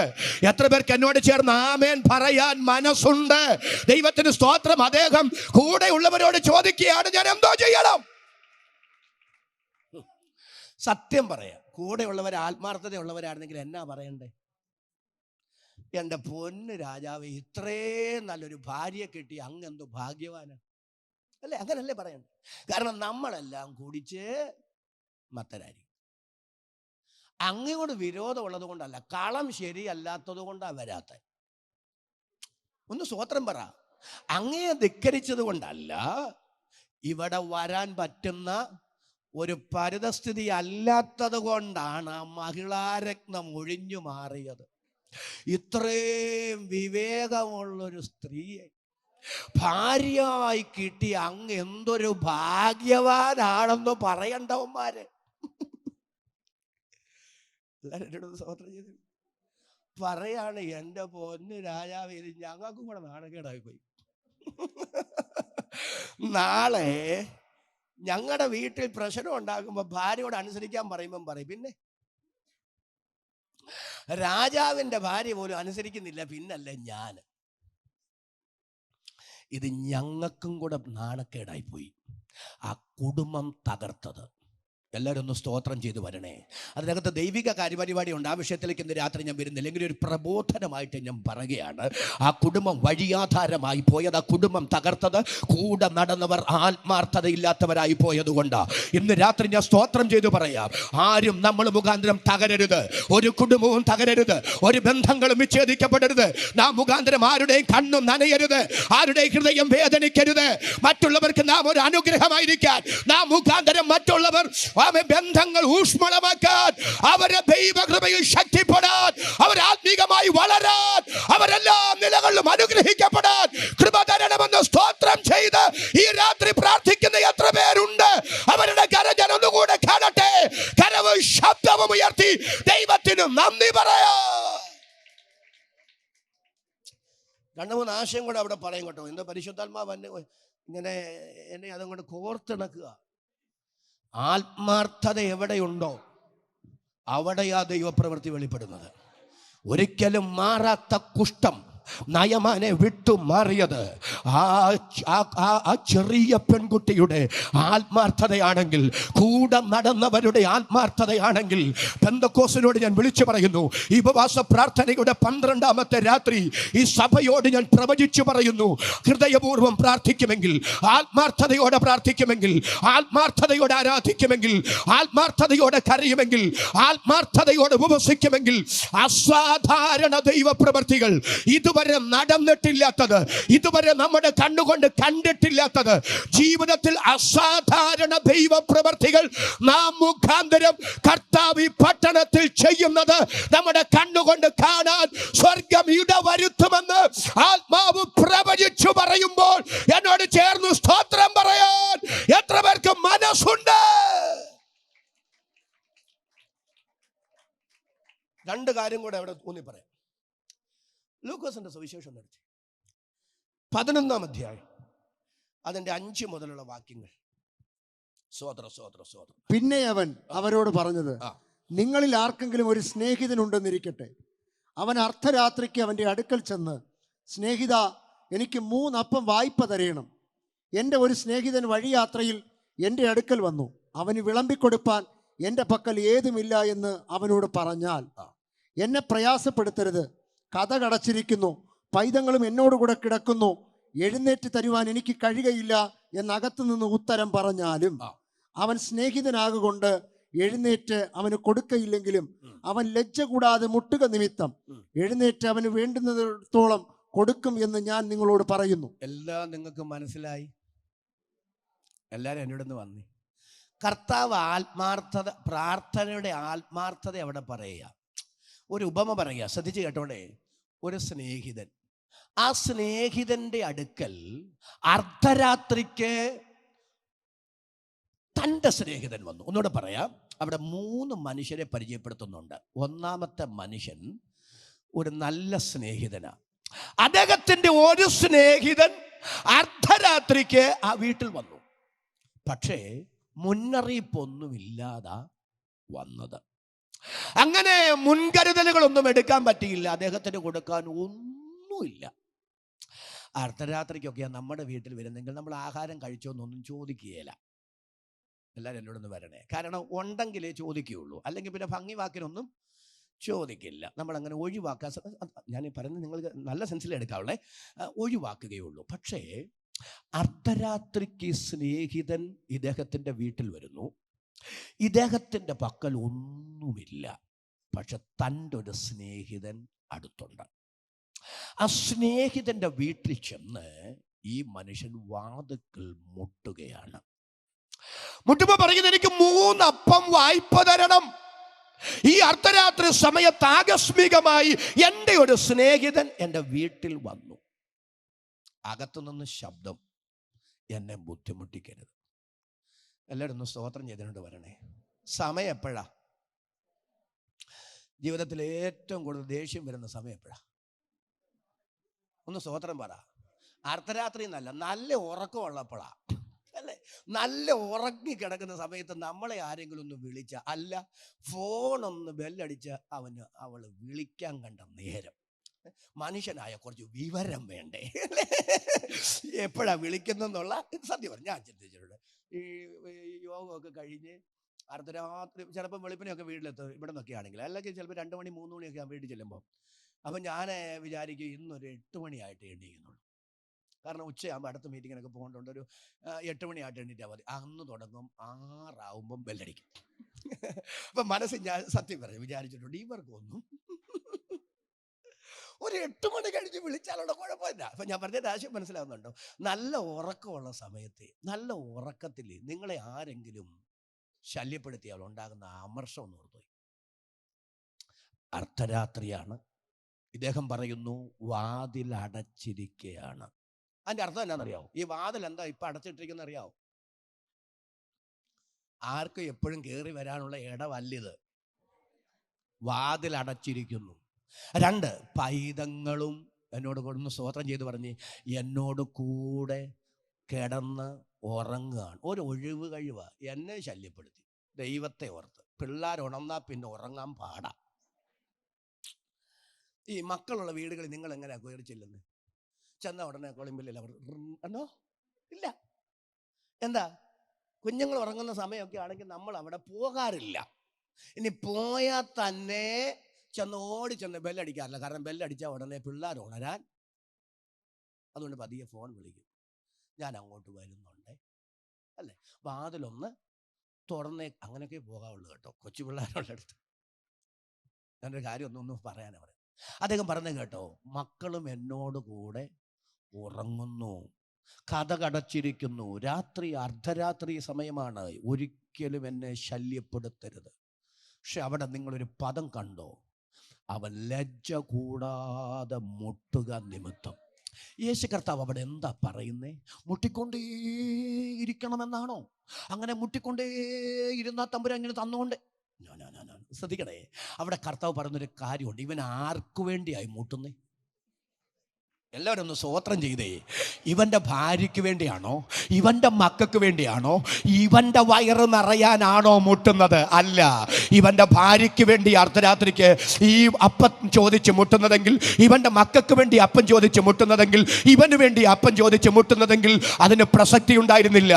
എന്നാൽ ആകസ്മികമായി ആ വീട്ടിൽ വന്ന മനുഷ്യൻ, അദ്ദേഹം വിശന്നാലും വിശന്നില്ലെങ്കിലും, അദ്ദേഹത്തിൻ്റെ വയറ് നിറഞ്ഞാലും നിറഞ്ഞില്ലെങ്കിലും ഇവനൊന്നുമില്ല. പക്ഷേ അകത്ത് നിന്ന് ശല്യപ്പെടുത്തരുത്, കഥ കടച്ചിരിക്കുന്നു, മക്കൾ കിടന്നുറങ്ങുന്നു, തരാൻ നിവർത്തിയില്ലെന്ന് പറയുമ്പോഴും ലജ്ജ കൂടാതെ മുട്ടി എന്ന് പറഞ്ഞാൽ മറ്റുള്ളവനോടുള്ള ആത്മാർത്ഥത, അപരനോടുള്ള ആത്മാർത്ഥത, വീട്ടിൽ വന്നവനോടുള്ള ആത്മാർത്ഥത, തൻ്റെ ആത്മാഭിമാനം പോലും അവന് വേണ്ടി പണയം വെച്ച് ലജ്ജ കൂടാതെ മുട്ടുക നിമിത്തം അവൻ ആവശ്യത്തിന് വീട്ടുടമസ്ഥൻ കൊടുത്തു എന്ന് പറഞ്ഞാൽ അതിൻ്റെ അർത്ഥം എന്താണ്? പ്രാർത്ഥനയിൽ അവൻ ആത്മാർത്ഥതയിലാണ് ദൈവപ്രവൃത്തി വെളിപ്പെടുന്നത് എന്നല്ലേ? ഇന്ന് രാത്രി സ്തോത്രം ചെയ്തു പറ, നമ്മുടെ ഇടയിലേക്ക്, ഈ സഭയെ ഉദ്ദേശിച്ചല്ല ഞാൻ പറയുന്നത്, പൊതുവെ വേർപെട്ട സമൂഹത്തെ ഒന്നടങ്കം ഇന്ന് രാത്രി മുമ്പിലേക്ക് കൊണ്ടുവന്നിട്ട് ഞാൻ പറയുന്നു, ആത്മാർത്ഥത നമ്മുടെ ഇടയിലേക്ക് മടങ്ങി വരട്ടെ. നമ്മുടെ പിതാക്കന്മാരുടെ കാലങ്ങളിൽ ആത്മാർത്ഥമായ കണ്ണുനീരും ആത്മാർത്ഥമായ പ്രാർത്ഥനയും ഉണ്ടായിരുന്നു. ആ ആത്മാർത്ഥതയിലാണ് രോഗികൾ സൗഖ്യമായതെങ്കിൽ, ഭൂതങ്ങൾ പുറത്തായതെങ്കിൽ, രക്ഷകൾ നടന്നതെങ്കിൽ, കൂട്ട സ്നാനങ്ങൾ സംഭവിച്ചതെങ്കിൽ, പണ്ടത്തെ പോലൊരു നല്ല കാലം ഞങ്ങൾക്ക് മടക്കി തരണമെന്ന് ആത്മാവിൽ സ്തോത്രം ചെയ്ത് പ്രാർത്ഥിക്കുന്ന ദൈവമക്കൾ കരമടിച്ചാധരങ്ങൾ തുറന്ന് അല്പനിമിഷം ദൈവത്തിന് സ്തോത്രം ചെയ്യാ.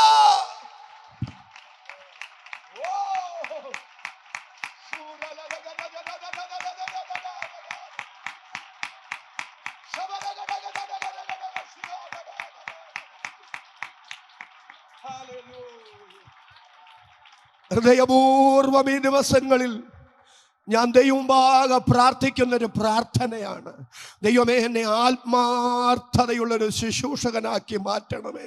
പ്രസംഗിക്കുന്നത് അധരം കൊണ്ടാകാതെ അത് ഹൃദയം കൊണ്ടായിരിക്കാൻ കൃപ തരണമേ. ഇന്ന് രാത്രി എത്ര പേര് ദൈവവചനത്തിന് മുമ്പിൽ സമർപ്പിച്ച് സ്തോത്രം ചെയ്ത് പ്രാർത്ഥിക്കും, കർത്താവേ ആത്മാർത്ഥതയുള്ളൊരു ദൈവ മനുഷ്യരാക്കി, ആത്മാർത്ഥതയുള്ളൊരു ദൈവഭക്തിയായി ഇന്ന് രാത്രി എന്നെ മാറ്റണമേ. ആത്മാർത്ഥതയുടെ പ്രാർത്ഥന കർത്താവേ ഞങ്ങളുടെ സഭയിൽ ഉയരട്ടെ, ഞങ്ങളുടെ കൂടാരങ്ങൾ ഉയരട്ടെ. ദേശങ്ങൾക്ക് വേണ്ടി, രക്ഷപ്പെടാനുള്ളവർക്ക് വേണ്ടി കർത്താവേ, ഞങ്ങളുടെ തലമുറകൾക്ക് വേണ്ടി, കൂട്ടുവിശ്വാസികൾക്ക് വേണ്ടി, രോഗികൾക്ക് വേണ്ടി, തകർന്നവർക്ക് വേണ്ടി ആത്മാർത്ഥമായി സ്തോത്രം ചെയ്ത് പ്രാർത്ഥിക്കാൻ ഞങ്ങൾക്ക് കൃപ തരണമേ. ദൈവത്തോട് സ്തോത്രം ചെയ്ത് പ്രാർത്ഥിക്കുന്ന എത്ര പേര് ഈ രാത്രി ഇതിനകത്ത് വന്നിട്ടുണ്ട്?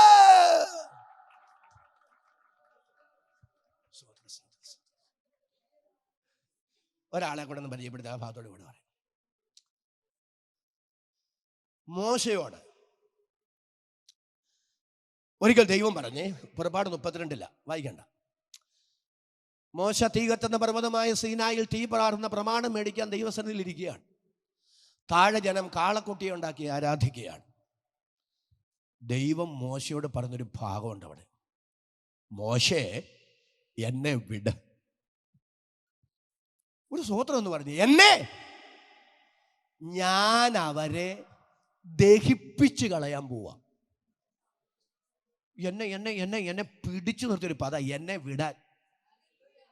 എന്നെ വിടാൻ പറഞ്ഞ എൻ്റെ അർത്ഥം തന്നെ, നിങ്ങളൊന്ന് സ്വോത്രം പറഞ്ഞു എന്നോട് എന്ന് പറഞ്ഞാൽ മോശ ആരെ പിടിച്ചു വെച്ചേക്കുക എന്ന് പറഞ്ഞാൽ കായികമായി പിടിച്ചു വെച്ചിരിക്കുന്നതല്ല. മോശ ദൈവത്തിൻ്റെ കാലെ കെട്ടിപ്പിടിച്ച് കിടക്കുക. മോശയോട് പറയാം, മോശ എന്നെ വിട്, നിന്റെ ഈ കരച്ചിൽ കണ്ടിട്ട്, നിന്റെ ഈ ആത്മാർത്ഥത കണ്ടിട്ട് എനിക്ക് മുന്നോട്ട് പോകാൻ കഴിയുന്നില്ല. ഇന്ന് രാത്രി ഞാൻ സ്തോത്രം ചെയ്തു പറയുകയാണ്, നമ്മുടെ കണ്ണിൽ നിന്ന് കണ്ണുനീര്, ആത്മാർത്ഥതയുടെ കണ്ണുനീര് ഉയരട്ടെ പ്രിയരെ. ദൈവത്തിന് സ്തോത്രം. നിന്റെ കണ്ണുനീര് കണ്ടില്ലെന്ന് നടിച്ച് എനിക്ക് മുൻപോട്ട് പോകാൻ പറ്റില്ലെന്ന് ദൈവം പറയത്തക്ക നിലയിൽ ആത്മാർത്ഥത നമ്മിൽ നിന്ന് ഉളവാകട്ടെ.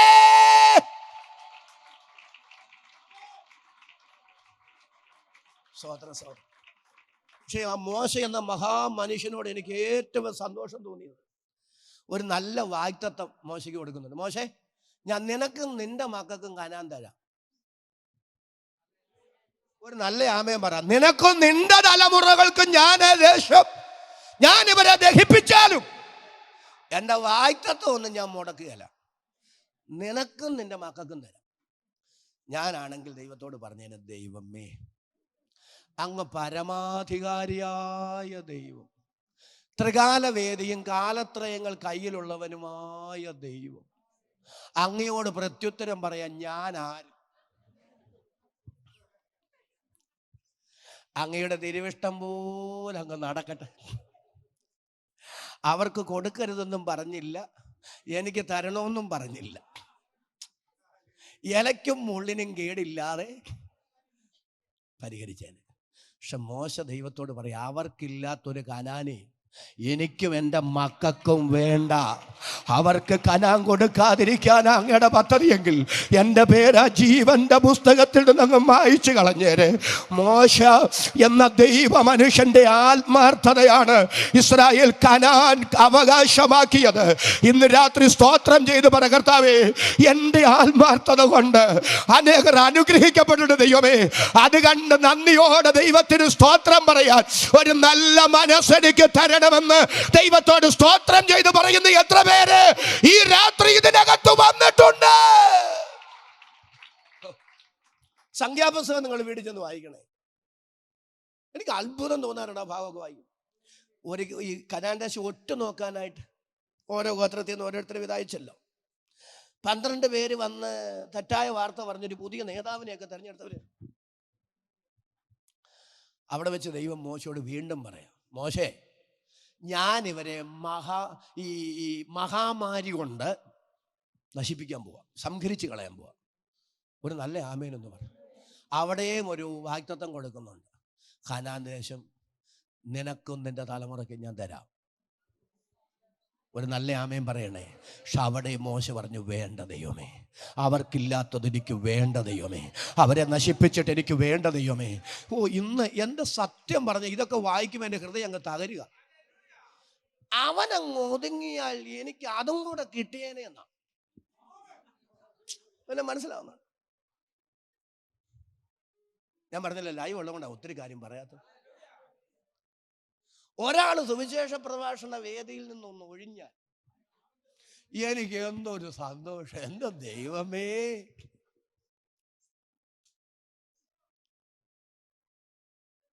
മാറണം, ഇതൊക്കെ ചിന്തകൾ മാറണം, ധാരണകൾ മാറണം, നമ്മൾ തകരണം, നമ്മൾ മനുഷ്യരാകണം.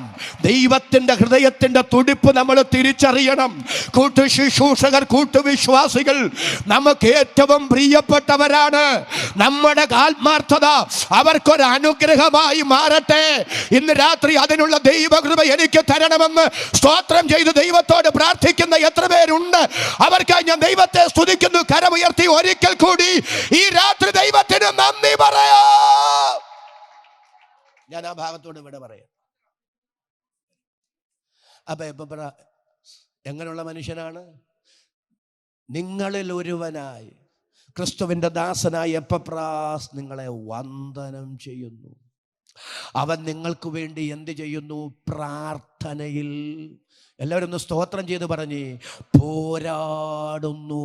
അദ്ദേഹം പോരാടി പ്രാർത്ഥിക്കുകയാണ്. നിങ്ങൾക്കും ലവോദിക്കയിലുള്ളവർക്കും ഹീറപ്പൊലിക്കാർക്കും വേണ്ടി അദ്ദേഹം എന്തു പ്രയാസപ്പെടുന്നു.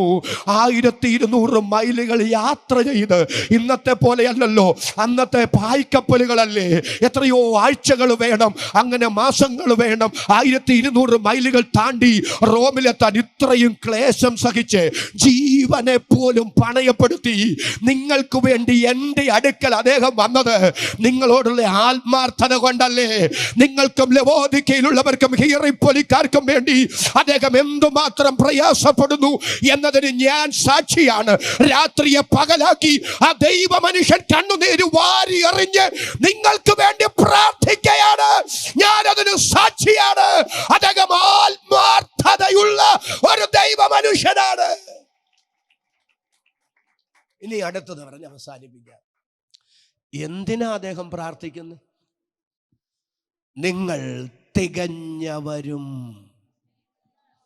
ഒന്ന് സ്തോത്രം ചെയ്ത് വരണേ. നിങ്ങൾ തികഞ്ഞവരും ദൈവഹിതം സംബന്ധിച്ചൊക്കെയും പൂർണ്ണ നിശ്ചയവുമുള്ളവരായി തീരേണ്ടുന്നതിന് അദ്ദേഹം പ്രാർത്ഥനയിൽ നിങ്ങൾക്ക് വേണ്ടി പോരാടുകയാണ്. 2 കാര്യത്തിന് വേണ്ടിയാണ് പ്രാർത്ഥിക്കുക. ഒന്ന്, അവരാത്മീകമായി തികഞ്ഞവരായി മാറണം. 2, ദൈവഹിതം സംബന്ധിച്ചൊക്കെയും അതരം തുറന്ന് സ്തോത്രം ചെയ്ത് ദൈവത്തോട് പറ, ദൈവഹിതം സംബന്ധിച്ചൊക്കെയും പൂർണ്ണ നിശ്ചയവുമുള്ളവരായി തീരേണ്ടുന്നതിന് അദ്ദേഹം നിങ്ങൾക്ക് വേണ്ടി പ്രാർത്ഥിക്കുന്നു. ദൈവഹിതം സംബന്ധിച്ച് പൂർണ്ണ നിശ്ചയമുള്ളവരായി മാറുക. അത് പറയാനാണ് ഇന്ന് രാത്രി ഞാൻ വന്നത്. 2 ചിന്തകൾ ഓടിച്ചു പറയാം. പ്രിയരെ, ദൈവഹിതത്തെ സംബന്ധിച്ച് ബോധ്യമുള്ളവർക്ക് മാത്രമേ ഒരു ജയജീവിതം ഭൂമിയിൽ നയിക്കാൻ സാധിക്കുകയുള്ളൂ. എന്നോട് ചേർന്ന് ആമേൻ പറയാൻ എത്ര പേർക്ക് തൻ്റെ ഇടമുണ്ട്? എബ്രായ ലേഖനം എടുക്കാം. എബ്രായ ലേഖനം 11-ാം അധ്യായം അതിൻ്റെ 23 മുതലുള്ള വാക്യങ്ങൾ വായിച്ചോളൂ. എബ്രായ ലേഖനം 11-ാം അധ്യായം 23 മുതലുള്ള വാക്യങ്ങൾ. വിശ്വാസത്താൽ മോശയുടെ ജനനത്തിങ്കൽ ശിശു സുന്ദരൻ എന്ന് അമ്മയപ്പന്മാർ കണ്ടു. രാജാവിന്റെ കൽപ്പന ഭയപ്പെടാതെ അവനെ 3 മാസം ഒളിപ്പിച്ചു വെച്ചു. വിശ്വാസത്താൽ മോശ താൻ വളർന്നപ്പോൾ പാപത്തിന്റെ തൽക്കാല ഭോഗത്തെക്കാളും ദൈവജനത്തോടുകൂടെ കഷ്ടം അനുഭവിക്കുന്നത് തിരഞ്ഞെടുത്തു. പ്രതിഫലം നോക്കിയതുകൊണ്ട് ഫറവോന്റെ പുത്രിയുടെ മകൻ എന്ന് വിളിക്കപ്പെടുന്നത് നിരസിക്കുകയും മിസ്രൈമിലെ നിക്ഷേപങ്ങളെക്കാൾ ക്രിസ്തുവിന്റെ നിന്ന വലിയ ധനമെന്ന് എണ്ണുകയും ചെയ്തു. എത്ര പേർക്ക് നല്ലൊരു ആമേൻ പറയാൻ കഴിയും? ഓടിച്ചു പറയാം. വിശ്വാസത്താൽ മോശയുടെ ജനനത്തിങ്കൽ ശിശു സുന്ദരനെന്ന് കണ്ടു. നമ്മളവിടെ ശിശു സുന്ദരനെന്ന് കണ്ടു എന്ന് വായിക്കുമ്പോൾ തെറ്റിദ്ധാരണ ഉണ്ടാകാൻ സാധ്യതയുണ്ട്. അപ്പോസ്തലപ്രവൃത്തി 7-ാം അധ്യായത്തിൽ മോശയുടെ ജനനത്തെ സംബന്ധിച്ച് സ്തേഫാനോസ് പറയുമ്പോൾ ഇങ്ങനെ പറയുന്നുണ്ട്, അവൻ ദിവ്യ സുന്ദരൻ ആയിരുന്നു. അപ്പൊ ഈ സുന്ദരൻ എന്ന് കണ്ടു എന്ന് പറഞ്ഞാൽ നമ്മുടെ ചിന്ത നല്ല കരിമീനിന്റെ കണ്ണും കറുകറുത്ത തലമുടിയും റോസപ്പൂവിന്റെ കളറും ഓമനത്വം തുളുമ്പുന്ന മുഖവും എല്ലാം കൂടെ കണ്ടിട്ട് ഈ കുഞ്ഞിനെ എങ്ങനെ കൊലയ്ക്ക് കൊടുക്കുന്ന ഓർത്ത് അവനെ ഒളിപ്പിച്ചെന്നൊരു ചിന്ത നമ്മുടെ അകത്തുണ്ടാകാൻ സാധ്യതയുണ്ട്. പക്ഷെ ഇന്ന് രാത്രി ഞാൻ നിങ്ങളോട് ചോദിക്കുന്നു, നമ്മൾ നമ്മുടെ കുഞ്ഞുങ്ങളെ സ്നേഹിക്കുന്നതും സംരക്ഷിക്കുന്നതും അവരുടെ സൗന്ദര്യത്തിൻ്റെ ഏറ്റക്കുറച്ചിലിൻ്റെ അടിസ്ഥാനത്തിലാണോ? ഒന്ന് സ്വോത്രം ഒന്ന് പറഞ്ഞേ. അല്ല, അവർ നമ്മുടേതായതുകൊണ്ടാണ്. അങ്ങനാണെങ്കിൽ മോശയുടെ ജനനത്തിങ്കൽ ശിശു സുന്ദരനെന്ന് കണ്ടിട്ട് രാജാവിൻ്റെ കോപം ഭയപ്പെടാതെ അവനെ 3 മാസം ഒളിപ്പിച്ചു, അപ്പൻ്റെ വീട്ടിൽ പോറ്റി എന്നൊക്കെ പറഞ്ഞതിൻ്റെ അർത്ഥം എന്താ? ശാരീരിക സൗന്ദര്യമല്ല. ഇംഗ്ലീഷ് ബൈബിൾ അല്പം കൂടെ വ്യക്തമാണ്. പ്രോപ്പർ ചൈൽഡ് എന്ന് കണ്ടെന്ന, അല്ലേ? അവൻ സുന്ദരൻ എന്ന് കണ്ടു എന്നതിന് പ്രോപ്പർ ചൈൽഡ് എന്ന് പറഞ്ഞാൽ ശരിയായ കുഞ്ഞെന്ന് കണ്ടു. ശരിയായ കുഞ്ഞെന്ന് കണ്ടെന്ന് പറഞ്ഞാൽ അതിൻ്റെ ശരിക്കുള്ള അർത്ഥം ഞാൻ നിങ്ങളോട് പറയാം. അമ്രാം യോക്കെബേദ് ദമ്പതികൾക്ക് മോശ ജനിക്കുന്നതിന് മുമ്പ് ദൈവം ഒരു വാഗ്ദത്തം കൊടുത്തു. 4-ാം തലമുറ ഈ ദേശത്ത് നിന്ന് പുറപ്പെട്ടു പോകുമെന്ന് അബ്രഹാമിനോട് ദൈവം വാഗ്ദത്തം പറഞ്ഞില്ലേ? ഈ തലമുറയെ പുറപ്പെടുവിക്കുന്ന ദൈവത്തിന് സ്തോത്രം. ആ ഒരു നേതാവായിരിക്കും അടുത്ത് ഞാൻ നിങ്ങൾക്ക് തരാൻ പോകുന്ന കുഞ്ഞ്. അവൻ സുന്ദരൻ എന്ന് കണ്ടു എന്ന് പറഞ്ഞാൽ അവന്റെ അർത്ഥം അവന്റെ ശാരീരിക സൗന്ദര്യമല്ല, അവൻ വാഗ്ദത്തം അടുത്ത സന്തതി എന്ന് കണ്ടിട്ട് അവർ ദൈവത്തിന്റെ വാഗ്ദത്തത്തെ വിശ്വസിച്ച് 3 മാസം അവനെ ഒളിപ്പിച്ചു വെച്ചു. ഒരു പ്രത്യേക ആശയത്തിലേക്ക് നിങ്ങളുടെ മനസ്സിൽ മുന്നേ. അപ്പൊ ഈ 3 മാസം കഴിഞ്ഞപ്പോഴേ ഒരു ഞാങ്ങണ പെട്ടകം ഉണ്ടാക്കി, കീലും പശയും തേച്ച്. എല്ലാവരും എന്നോട് വരുന്നുണ്ടോ? മോശെ അതിനകത്ത് കിടത്തി നീലനദി കൊണ്ടാക്കി, ഞാങ്ങണയുടെ ഇടയിൽ കൊണ്ടുവച്ചു. എൻ്റെ ചോദ്യം, എന്തിനായി മോശെ ഞാങ്ങണപ്പെട്ടകത്തിനകത്ത് കിടത്തി നീലനദി ഞാങ്ങണയുടെ ഇടയിൽ കൊണ്ട് വെച്ചേ? ശല്യം ഒഴിവാക്കാനാണോ? ഒന്ന് സ്വോത്രം പറ. 3 മാസമായപ്പോൾ എന്തിനാ ഇങ്ങനെ ചെയ്തേ? ഞാൻ പറഞ്ഞൊരു കാര്യം പറയാം. അങ്ങനെ ചെയ്യാൻ ദൈവം അവർക്കൊരു നിയോഗം കൊടുത്തു. അത് ദൈവിക നിയോഗമാണ് എന്നതിൻ്റെ തെളിവാണ് അന്ന് തന്നെ ഫറവോന്റെ പുത്രിയും തോഴിമാരും അവിടെ വന്നത്. ഞാനൊരു കാര്യം നിങ്ങളോട് പറയാം. ദൈവഹിതത്തിന്, ദൈവിക നിയോഗത്തിന് ചുവട് വെച്ചാൽ പരാജയപ്പെടാൻ അനുവദിക്കയില്ല. അത് ദൈവത്തിൻ്റെ ഹിതമായിരുന്നു എന്ന് നിങ്ങൾക്കും മറ്റുള്ളവർക്കും ബോധ്യമാകത്തക്ക നിലയിൽ മറു സൈഡിൽ ദൈവത്തിൻ്റെ പദ്ധതി വെളിപ്പെടുമെന്ന് ഇന്ന് രാത്രി പോസ്റ്റില്ലാത്ത ദൈവം തൻ്റെ വചനത്തിൻ്റെ ആലോചന കൈമാറുന്നു. വിശ്വാസ സ്തോത്രം പറയാൻ ഈ രാത്രി എത്ര പേർക്ക് മനസ്സുണ്ട്? വചനത്തിലൂടെ പരിശുദ്ധാത്മാവ് ഇന്ന് രാത്രി ചിലരെ ഉറപ്പിക്കുന്നു. എഴുതി വെച്ചോ കേട്ടോ. നിയോഗങ്ങളെ സംശയിക്കണ്ട. ദൈവത്തിന്റെ നിയോഗത്തിനനുസരിച്ച് ചലിച്ചിട്ടും പ്രതീക്ഷിക്കാത്ത പ്രതിസന്ധി വന്ന് കണ്ണിന്റെ മുമ്പിൽ നിന്ന് എന്തുകൊണ്ട് ഇങ്ങനെ സംഭവിച്ചു എന്ന് നിരാശപ്പെടുന്ന ആരെങ്കിലും ഇതിനകത്ത് വന്നിട്ടുണ്ടെങ്കിൽ പരിശുദ്ധാത്മാവ് പറയുന്നു, നിയോഗങ്ങളെ സംശയിക്കണ്ട. നിയോഗത്തിന്റെ അകത്ത് ഉറച്ചു നിന്നോ. സർവശക്തന്റെ പ്രവൃത്തി വെളിപ്പെടുന്നത് നിങ്ങളുടെ കണ്ണുകൊണ്ട് കാണാൻ പോകുകയാണ്. എത്ര പേർക്ക് വിശ്വാസത്താൽ ഇന്ന് രാത്രി ആ വാക്കിന് ആമേൻ പറയാൻ മനസ്സുണ്ട്? പരിശുദ്ധാത്മാവ് എന്നോട് പറഞ്ഞ വചനത്തിന്റെ പ്രവചന ദൂത് ഞാൻ പറയാം. എലീശ ശൂനേമിലേക്ക് പോയി.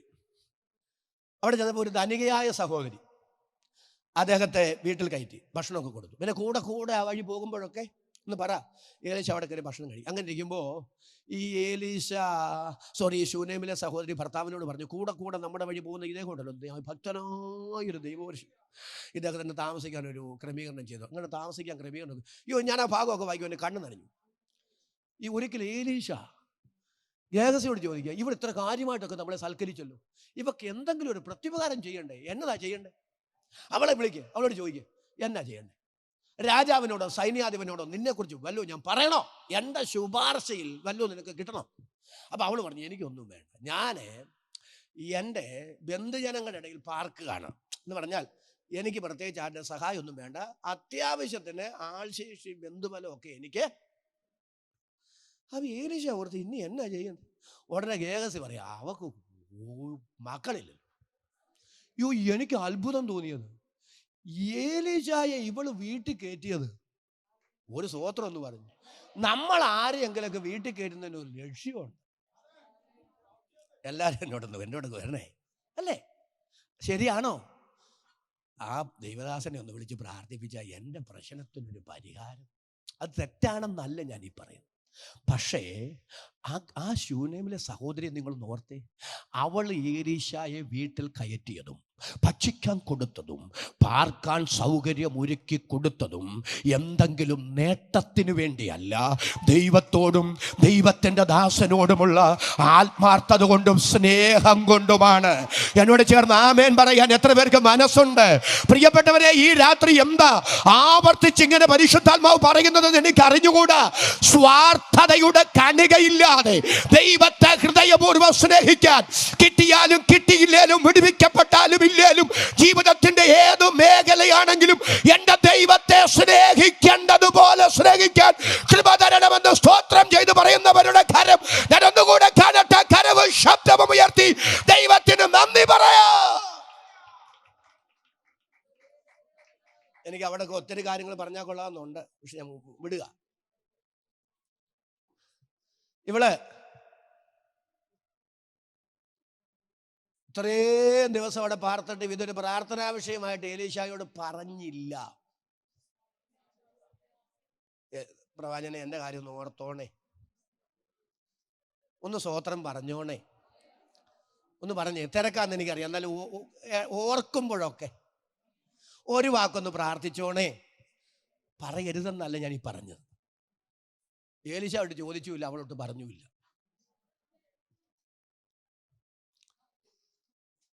പക്ഷെ ദൈവം വിശ്വസ്തനാകട്ടോ, ദൈവം വിശ്വസ്തനാകട്ടോ. ദൈവം ആർക്കും കടക്കാരനല്ല, ദൈവം ആർക്കും ബാധ്യതയല്ല. എൻ്റെ ദൈവം വിശ്വസ്തനല്ലേ? ഇത്ര നല്ലൊരു ദൈവത്തെ സേവിക്കാൻ നമുക്ക് കിട്ടിയൊരു വലിയ ഭാഗ്യമല്ലേ പ്രിയരെ? പിശുക്കില്ലാതെ ദൈവത്തിന് സ്തോത്രം പറയാൻ ഈ രാത്രി എത്ര പേർക്ക് മനസ്സുണ്ട്? ആ വീട്ടിലൊരു മോനുണ്ടായി. ബാക്കിയെല്ലാം ഞാനങ്ങ് നിർത്തുന്നു. കുറച്ച് നാൾ കഴിഞ്ഞ് ആ ദേശത്തൊരു വലിയ ക്ഷാമം വരാൻ പോകും. അത് പറയാനാണ് ഏലീശ ഈ സഹോദരിയോട് പറഞ്ഞു, നിന്റെ കൊച്ചിനെയും കൂട്ടിക്കൊണ്ട് പൊക്കോ, ദേശത്തൊരു വലിയ ക്ഷാമം വരാൻ പോവുക. 7 വർഷം അവൾ ആ നാട് വിട്ടുപോയി, പെലിസ്ത്യ ദേശത്ത് പോയി പാർത്തു. 7 വർഷം കഴിഞ്ഞ് മടങ്ങി വരും. അവളായിട്ട് പോയതല്ല, ദൈവം പറഞ്ഞു വിട്ടതാണ്. ദൈവഹിതത്തിന് അവൾ പോയത്.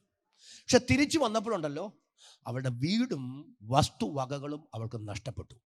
എല്ലാ അവകാശങ്ങളും കൈമോശം വന്നു. ശ്രദ്ധിച്ച് കേൾക്കണേ, എടുത്തു ചാടി പോയതല്ല, ദൈവഹിതത്തിനനുസരിച്ച് ചുവട് വെച്ചതാ. വന്നപ്പോഴുണ്ടല്ലോ, ഉണ്ടായിരുന്നത് കൊണ്ട് നഷ്ടപ്പെട്ടു. ഈ ആവലാതി അവൾ രാജാവിനോട് പറയാനെന്ന് ചെല്ലുക. ആ സമയത്ത് രാജാവിൻ്റെ അകത്തൊരു പ്രേരണ, ഏലീശായെ ദൈവം ഉപയോഗിച്ച വിധങ്ങളൊന്ന് കേൾക്കണം. ഗേഹസിയെ വിളിച്ചിട്ട് പറഞ്ഞു, നിന്റെ യജമാനെ ദൈവം ഉപയോഗിച്ച വിധങ്ങൾ എന്നോടൊന്ന് പറഞ്ഞ്. അവനിങ്ങനെ പറഞ്ഞു വരുമ്പോൾ ശൂനേമിൽ പോയതും അവിടെ ആ സഹോദരി സ്വീകരിച്ചതും മക്കളില്ലാതിരുന്നതും പ്രാർത്ഥിച്ചു കുഞ്ഞുണ്ടായതുമായ കാര്യം പറഞ്ഞുകൊണ്ട് നിൽക്കുമ്പം ഇവളവിടെ എത്തി. ഗേഹസ് തിരിഞ്ഞ് രാജാവിനോട് പറയും, യജമാനനെ, ഞാൻ പറഞ്ഞ സഹോദരിയും കുഞ്ഞും അവരാ. ഉടനെ ഗേഹസയോട് പറഞ്ഞു, നീ നിർത്ത്. എന്നിട്ട് അവളോട് ചോദിച്ചു, ഇനി ബാക്കി നീ പറ. ഒരു നല്ല ആമേനെന്ന് പറ, ഇനി ബാക്കി നീ പറ. അവൾ പറഞ്ഞു, യജമാനനെ, ചരിത്രം അവിടം കൊണ്ട് അവസാനിച്ചില്ല.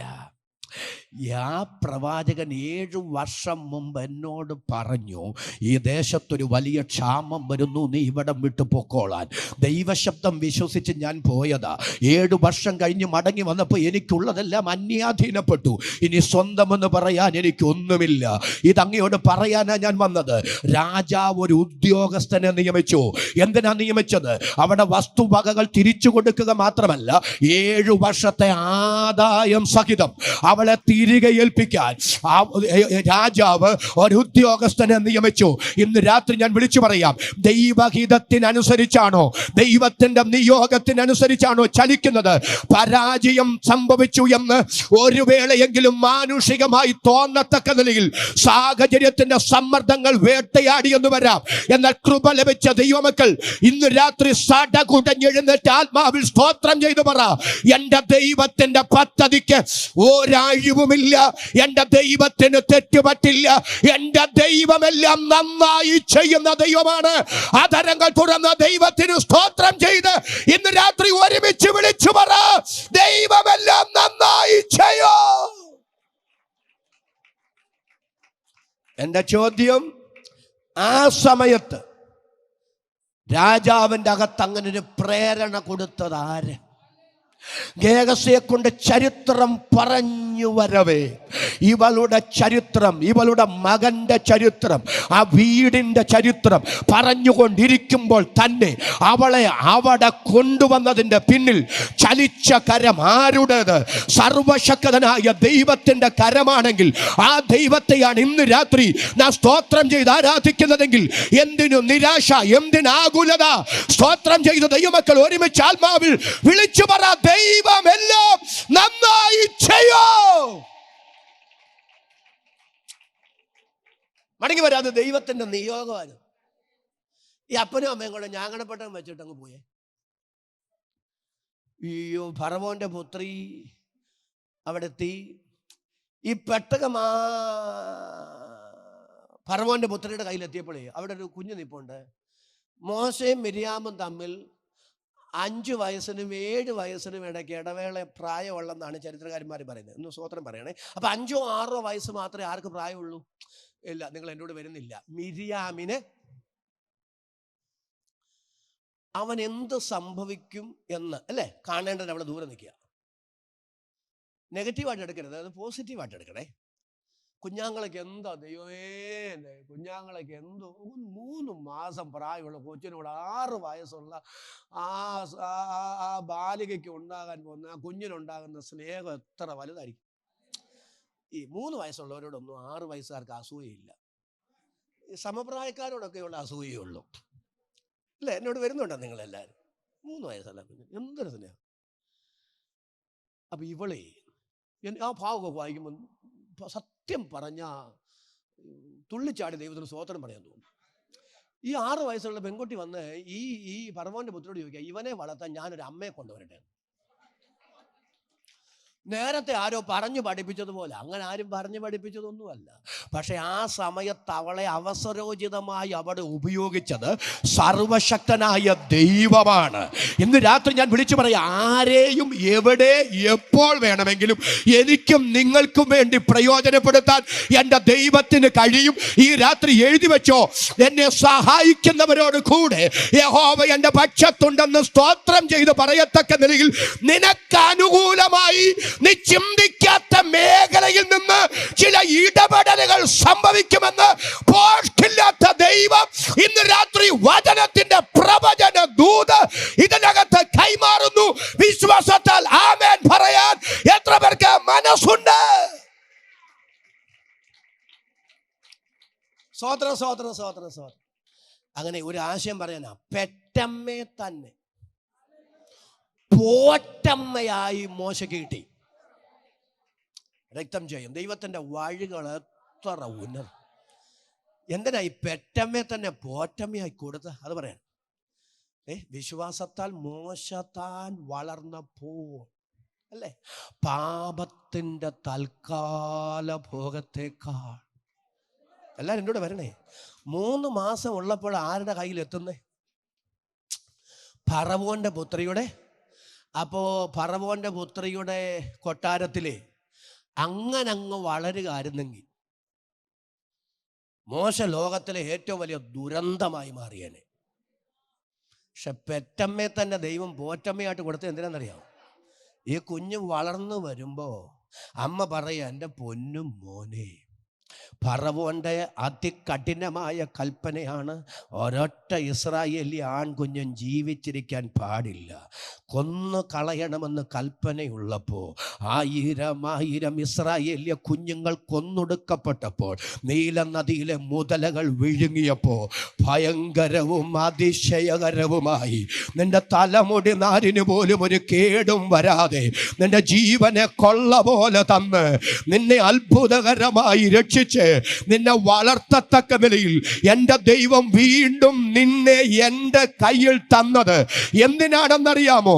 കുഞ്ഞേ, ഈ പ്രതിസന്ധികളുടെ നടുവിൽ നിനക്കൊരു കേടും വരാതെ ദൈവം നിന്നെ ശേഷിപ്പിച്ചത്, നീ ജനിക്കുന്നതിനു മുമ്പേ നിന്നെക്കുറിച്ച് ദൈവത്തിനൊരു പദ്ധതിയുണ്ട്. ഇവിടെ നമുക്ക് സ്ഥിരവാസമുള്ള ഇടമല്ല. നമ്മുടെ പിതാമഹനായ അബ്രഹാമിനോട് ദൈവം പറഞ്ഞിട്ടുണ്ട്, നിന്റെ സന്തതി സ്വന്തമല്ലാത്ത ദേശത്ത് 400 വർഷം പാർക്കുമെന്നും 4ാമത്തെ തലമുറ അവിടെ നിന്നും മടങ്ങി വരുമെന്നും നമ്മുടെ പിതാക്കന്മാരോട് ദൈവം അരുളി ചെയ്ത വാഗ്ദത്ത സമയം തികയുകയാണ്. നമുക്ക് ഇവിടെ നിന്നൊരു പുറപ്പാടുണ്ട്. ആ പുറപ്പാടിന് നേതൃത്വം കൊടുക്കാൻ ദൈവം നിന്നെയാണ് കണ്ടിരിക്കുന്നത്. അതരങ്ങൾ തുറന്നു സ്തോത്രം പറയാൻ ഈ രാത്രി എത്ര പേർക്ക് മനസ്സുണ്ട്?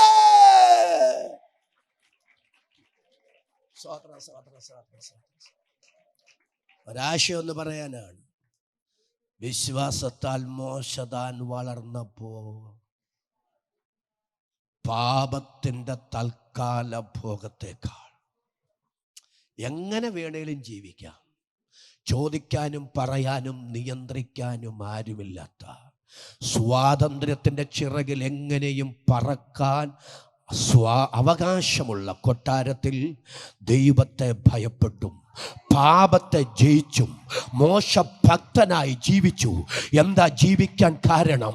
അടുത്ത ഫറവോനായി മാറുകയായിരുന്നില്ല മോശയുടെ അകത്തെ ചിന്ത. മോശയെക്കുറിച്ച് വായിക്കുന്നത്, താൻ മുഖാന്തരം ഇസ്രായേലിന് ദൈവം വിടുതൽ കൊടുക്കുമെന്ന് അദ്ദേഹം വിചാരിച്ചു. എന്താ അങ്ങനെ വിചാരിക്കാൻ കാരണം?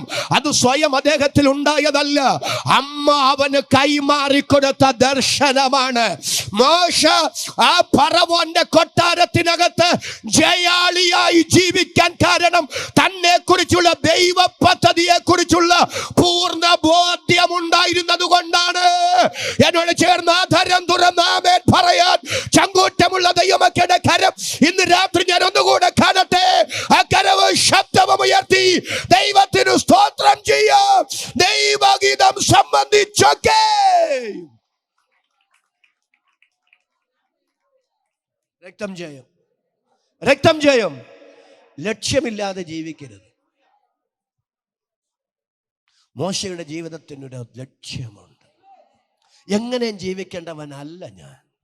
എനിക്ക് ജീവൻ ദൈവം തന്നതിൻ്റെ പിന്നിൽ, എന്നെ ദൈവം രക്ഷിച്ചതിൻ്റെ പിന്നിൽ, ഭയങ്കരവും അതിശയകരവുമായി എന്നെ വിടുവിച്ചതിൻ്റെ പിന്നിൽ ദൈവത്തിനൊരു പദ്ധതിയുണ്ട്.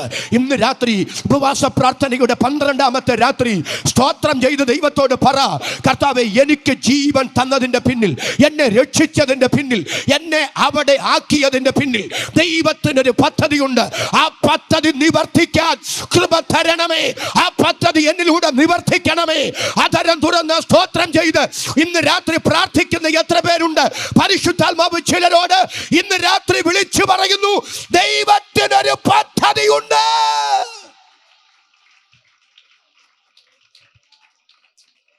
എന്തോ പരിശുദ്ധാത്മാവിനോട് പറഞ്ഞു, ഈ ദിവസങ്ങളിൽ പ്രാർത്ഥിച്ചോണം. ദൈവം ആക്കിയ സ്ഥാനത്ത് ദൈവത്തിന് എന്നിലൂടെ തൻ്റെ നാമത്തിനായി നിവർത്തിക്കാനുള്ളത് ചെയ്തെടുക്കണമെന്ന് സ്തോത്രം ചെയ്ത് ഇന്ന് രാത്രി മുതൽ പ്രാർത്ഥിച്ചു കൊള്ളുക. അസാധാരണ ദൈവപ്രവൃത്തി വെളിപ്പെടുത്താൻ എൻ്റെ ദൈവത്തിന് പദ്ധതിയുണ്ടെന്ന് ഈ രാത്രി പരിശുദ്ധാത്മാവ് അതിശക്തമായി ചിലരോട് ദൈവാലോചന കൈമാറുന്നു.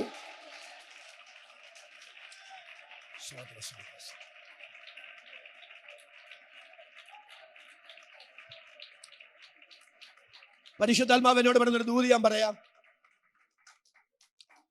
ദൈവം ഉദ്ദേശങ്ങളില്ലാതെ ഒന്നും ചെയ്യല. നല്ല ആമേനെന്ന് പറ. എന്തോ ദൈവാത്മാവിന്റെ മനസ്സിൽ തരിക. ഏലിയാവിന്റെ കാലത്ത് നരാധമനായ ആഹാബ് ദൈവത്തിന്റെ പ്രവാചകന്മാരെ കൊന്നൊടുക്കിക്കൊണ്ടിരിക്കുക. എല്ലാവരും ഒന്ന് സ്തോത്രം ചെയ്ത് വരണേ. അപ്പൊ ആഹാബിന്റെ കൊട്ടാരത്തിൽ ഒരു മനുഷ്യനുണ്ട്, അദ്ദേഹത്തിൻ്റെ പേര് ഓബദ്യാവെന്ന്. എല്ലാവരും ഇവിടെ വരണേ.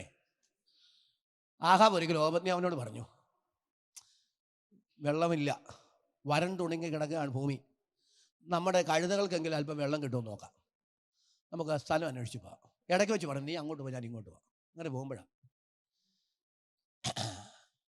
ഏലിയാവിന് ദൈവത്തിൻ്റെ അരുളപ്പാടുണ്ടായി, നീ ചെന്ന് ആഹാബിന് നിന്നെ തന്നെ കാണിക്കും, ഞാൻ ഭൂമി മഴ പെയ്യിപ്പിക്കാൻ പോകുന്നു അവനോട് പറ. ഏലിയാവ് അത് പറയാൻ ഇങ്ങോട്ട് വരുമ്പോൾ ഓബദ്യാവിനെ കണ്ടു. ഓബദ്യാവിനോട് പറഞ്ഞു, നീ ചെന്ന് ആഹാബിനോട് പറ, നിന്റെ യജമാനോട് പറ, എന്നെ കണ്ടെന്ന് പറ. ഉടനെ ഈ ഓബദ്യാവ് പറയും, എൻ്റെ പൊന്ന യജമാനെ, എന്നെ കൊലയ്ക്ക് കൊടുക്കല്ലേ. എൻ്റെ അർത്ഥം എന്നറിയാമോ? കഴിഞ്ഞ വർഷങ്ങളായിട്ട് അങ്ങേ ആഹാബ് അന്വേഷിക്കാത്ത ഇടങ്ങില്ല. ഈ രാജ്യത്ത് മുഴുവൻ അരിച്ചു പെറുക്കി, അയൽ രാജ്യങ്ങളിലും അന്വേഷിച്ചു, അവിടെങ്ങും കണ്ടെത്തിയില്ല. ആ രാജാക്കന്മാരെ കൊണ്ട് സത്യം ചെയ്യിപ്പിച്ചു, അങ്ങേ കണ്ടെത്തിയില്ലെന്നും. ഇനി അഥവാ കിട്ടിയാൽ ഇങ്ങോട്ട് ഏൽപ്പിക്കാവുന്നു. അപ്പോൾ ഓബദ്യാവിന് ഒരു കാര്യം മനസ്സിലായി, ആളുണ്ട്. ഒരാമേനൊന്ന് പറ. ആളുണ്ട്. പക്ഷെ രാജാവിനും അദ്ദേഹത്തിൻ്റെ രഹസ്യാന്വേഷണ വിഭാഗത്തിനും അങ്ങനെ കിട്ടാത്തത് മനുഷ്യർ ഒളിപ്പിച്ചത് കൊണ്ടല്ല, സർവശക്തൻ ഒളിപ്പിച്ചത് കൊണ്ടാണ്. ഇന്ന് രാത്രി ഞാൻ പകല് പറഞ്ഞത് ആവർത്തിച്ച് ഒന്നുകൂടെ പറയുക. ദൈവത്തിന് നമ്മളെക്കുറിച്ചൊരു പദ്ധതി ഉണ്ടെങ്കിൽ ആ പദ്ധതി മണ്ണിൽ നിവർത്തിക്കപ്പെടാനുണ്ടെങ്കിൽ ആരെല്ലാം എന്തെല്ലാം പദ്ധതികൾ തയ്യാറാക്കിയാലും ആരെല്ലാം തട്ടിട്ട് തുള്ളിയാലും നിന്റെ ഒരു തലമുടി നാരിന് പോലും കേടുവരാൻ എൻ്റെ ദൈവം അനുവദിക്കയില്ല. വിശ്വാസത്താൽ സ്തോത്രം പറയാൻ എത്ര പേർക്ക് മനസ്സുണ്ട്? ഈ രാത്രി പരിശുദ്ധാത്മാവ് ചിലരോട് പ്രവചിച്ചു പറയുന്നു, നിനക്കെതിരെയുള്ള ഒരായുധങ്ങളും ഒരജണ്ടകളും ഒരു പദ്ധതികളും നടപ്പിലാകാൻ പോകുന്നില്ല. സർവശക്തന്റെ ഇടപെടൽ ഉണ്ടെന്ന് ഈ രാത്രി ആത്മാവ് സംസാരിക്കുന്നു. സ്വോത്ര സ്വോത്ര സ്വോത്ര സ്വോത്ര. ഈ തിരിച്ചറിവുള്ള ഓബദ്യാവ് പറഞ്ഞു, എൻ്റെ യജമാനെ, ഞാൻ ചെന്ന് ആഹാവിനോട് പറയും, ഓബദ്യാവിനെ കണ്ട് ഇന്ന സ്ഥലത്താണ് കണ്ടു. അവൻ വന്ന് നോക്കുമ്പോൾ അങ്ങേ കാണുക. കാരണം യഹോവയുടെ ആത്മാവ് അങ്ങേ എങ്ങോട്ടെങ്കിലും എടുത്തോണ്ട് പോകും.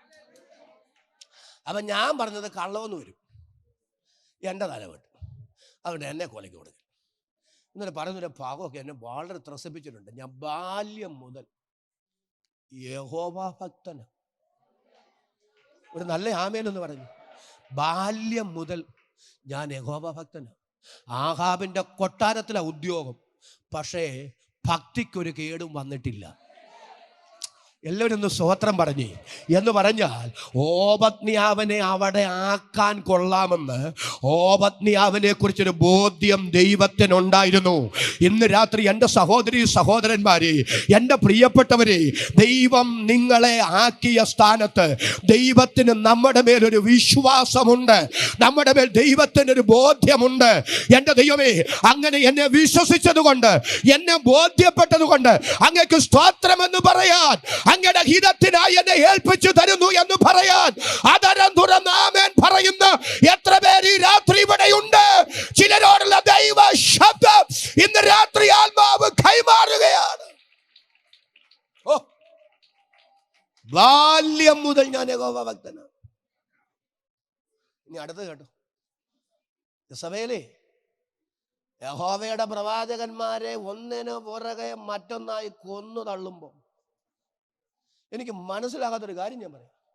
ആഹാബിനും ഇസബേലിനും അവരുടെ ഒരു കള്ളപ്രവാചകർക്കും ഒരു പൈശാചിക ദുർമന്ത്രവാദങ്ങൾക്കും ആഹാബിൻ്റെ കൊട്ടാരത്തിൽ അവന് മൂക്കിന് താഴെ സത്യദൈവത്തെ സേവിക്കുന്ന ഒരു ഓബദ്യാവ് ഉണ്ടായിട്ടും അവൾക്കത് കണ്ടെത്താൻ കഴിഞ്ഞില്ല. അവളുടെ കള്ളപ്രവാചകന്മാർക്കത് തിരിച്ചറിയാൻ കഴിഞ്ഞില്ല. അവിടെ കൊടികുത്തി വാണ പൈശാചിക മണ്ഡലങ്ങൾക്ക് അത് പിടികിട്ടിയില്ല. ഇന്ന് രാത്രി ഞാൻ സ്തോത്രം ചെയ്ത് കഴിഞ്ഞ പകലത്തെ ദൂത് ആവർത്തിച്ച് പറയുന്നു, ഒരു ദുഷ്ടശക്തികൾക്കും നിന്നെ പിടികിട്ടാത്ത നിലയിൽ തൻ്റെ സംരക്ഷണ വലയത്തിനകത്ത് നിന്നെ കൊണ്ട് നടക്കുന്നൊരു സർവശക്തനായ ദൈവമുണ്ട്. അതരം തുറന്ന കരമടിച്ച് ഇന്ന് രാത്രി ദൈവമക്കൾ ദൈവത്തിന് സ്തോത്രം ചെയ്യ്. ആ ദൈവിക പദ്ധതികൾക്കായി, ആ ദൈവിക കാര്യപരിപാടികൾക്കായി ഞാൻ ദൈവത്തെ സ്തുതിക്കുന്നു.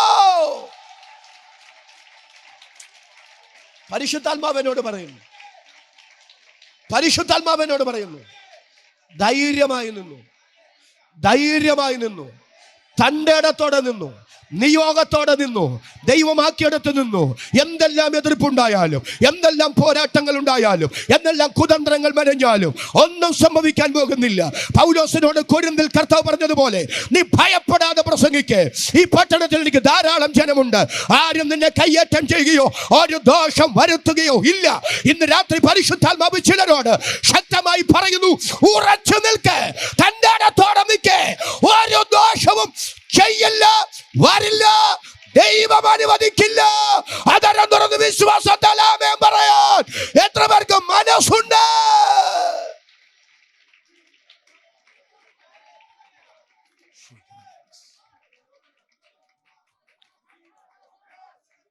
അദ്ദേഹം പറയുകയാണ്, ഓബദ്യാവ് പറയുകയാണ്, ഇസബേലും ആഹാബും അവളുടെ കിങ്കരന്മാരും കൂടി യഹോവയുടെ പ്രവാചകന്മാരെ കൊന്നൊടുക്കുമ്പോൾ, ഒരു നല്ല ആമേൻ പറയണേ, ഞാൻ 50 വെച്ച്. ഏലിയാവ് ഒരിക്കൽ ദൈവത്തോട് പറഞ്ഞു, ഞാൻ ഒറ്റയ്ക്കേ ഉള്ളൂ. ഏലിയാവിനോട് ദൈവം പറഞ്ഞു, നീ ഒറ്റയ്ക്കൊന്നുമല്ല, നീ ഒറ്റയ്ക്ക് ഉള്ളതാ നിന്റെ വിചാരം. പക്ഷെ 7000 പേരെ ബാലിനെ ചുംബിക്കാത്ത, അവന്റെ മുമ്പിൽ മുട്ടുകുത്താത്ത ദൈവത്തിന് സ്തോത്രം. 7000 പേരെ ഞാൻ എനിക്കായി ശേഷിപ്പിച്ചിട്ടുണ്ട്. എനിക്കൊരു ശേഷിപ്പുണ്ട്.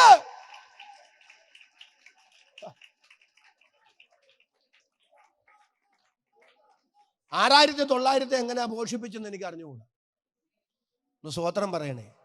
അഷ്ടൊരു 100 എണ്ണത്തെ ഒരു നല്ല ആമയും പറ.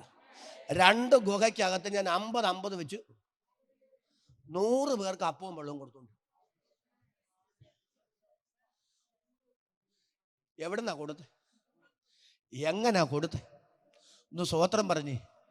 100 പേരെ 50 വെച്ച് ഗുഹയ്ക്കകത്ത് ഒളിപ്പിച്ച് അവർക്ക് ആഹാരം കൊടുക്കാൻ ദൈവം ഏലിയാവിനെ ഉപയോഗിച്ചു. എവിടെ ഉപയോഗിച്ചു? ആഹാബിന്റെ കൊട്ടാരത്തിനകത്ത് ഉപയോഗിച്ചു. ശത്രുവിന്റെ പാളയത്തിൽ തന്നെ അവന് തിരിച്ചടി കൊടുത്തുകൊണ്ട് ദൈവം ഭക്തനായ ഓബദ്യാവിനെ ആക്കിയെങ്കിൽ ഇന്ന് രാത്രി ഞാൻ സ്തോത്രം ചെയ്തു പറയാം. ദൈവമാക്കിയ സ്ഥാനത്ത് ദൈവത്തിനൊരു പദ്ധതിയുണ്ട്. ദൈവമാക്കിയിടത്ത് ദൈവത്തിനൊരു ഉദ്ദേശമുണ്ട്. ഉദ്ദേശങ്ങളില്ലാതെ പദ്ധതികളില്ലാതെ എൻ്റെ ദൈവം ഒന്നും ചെയ്യുന്നില്ലെങ്കിൽ, ഒരിടത്തും നമ്മെ ആക്കുന്നില്ലെങ്കിൽ ഇന്ന് രാത്രി നിറകണ്ണുകളോടെ സ്തോത്രം ചെയ്ത് ദൈവത്തോട് പറ, ദൈവമേ അങ്ങയുടെ ഹിതം, അങ്ങയുടെ പദ്ധതി ഞങ്ങളിലൂടെ നിവർത്തിക്കണമേ.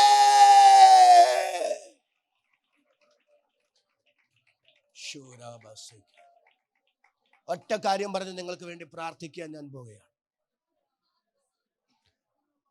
ദൈവഹിതം ചെയ്യാൻ എല്ലാവരും ഒന്ന് സ്തോത്രം ചെയ്തതിലൂടെ വരണേ. ദൈവഹിതം ചെയ്യാൻ ഒറ്റ ആയുസ്സേ ഭൂമിയിലുള്ളൂ. നമുക്ക് എങ്ങനെയും ജീവിതം തീർക്കാം. പക്ഷേ ജീവിതം തന്ന ദൈവത്തിന് ഒരു ഉദ്ദേശമുണ്ട്, ഒരു പദ്ധതിയുണ്ട്. ആ പദ്ധതി നിവർത്തിച്ചു പോണോ അതോ നമ്മുടെ അജണ്ടകൾ പൂർത്തീകരിച്ചു പോണോ? ഈ ജീവിതം നമ്മുടെ അജണ്ടകൾ തികയ്ക്കാനുള്ള ബദ്ധപ്പാടാകരുത്. ദൈവഹിതം നിവർത്തിക്കാനുള്ള സമർപ്പണമാകണം.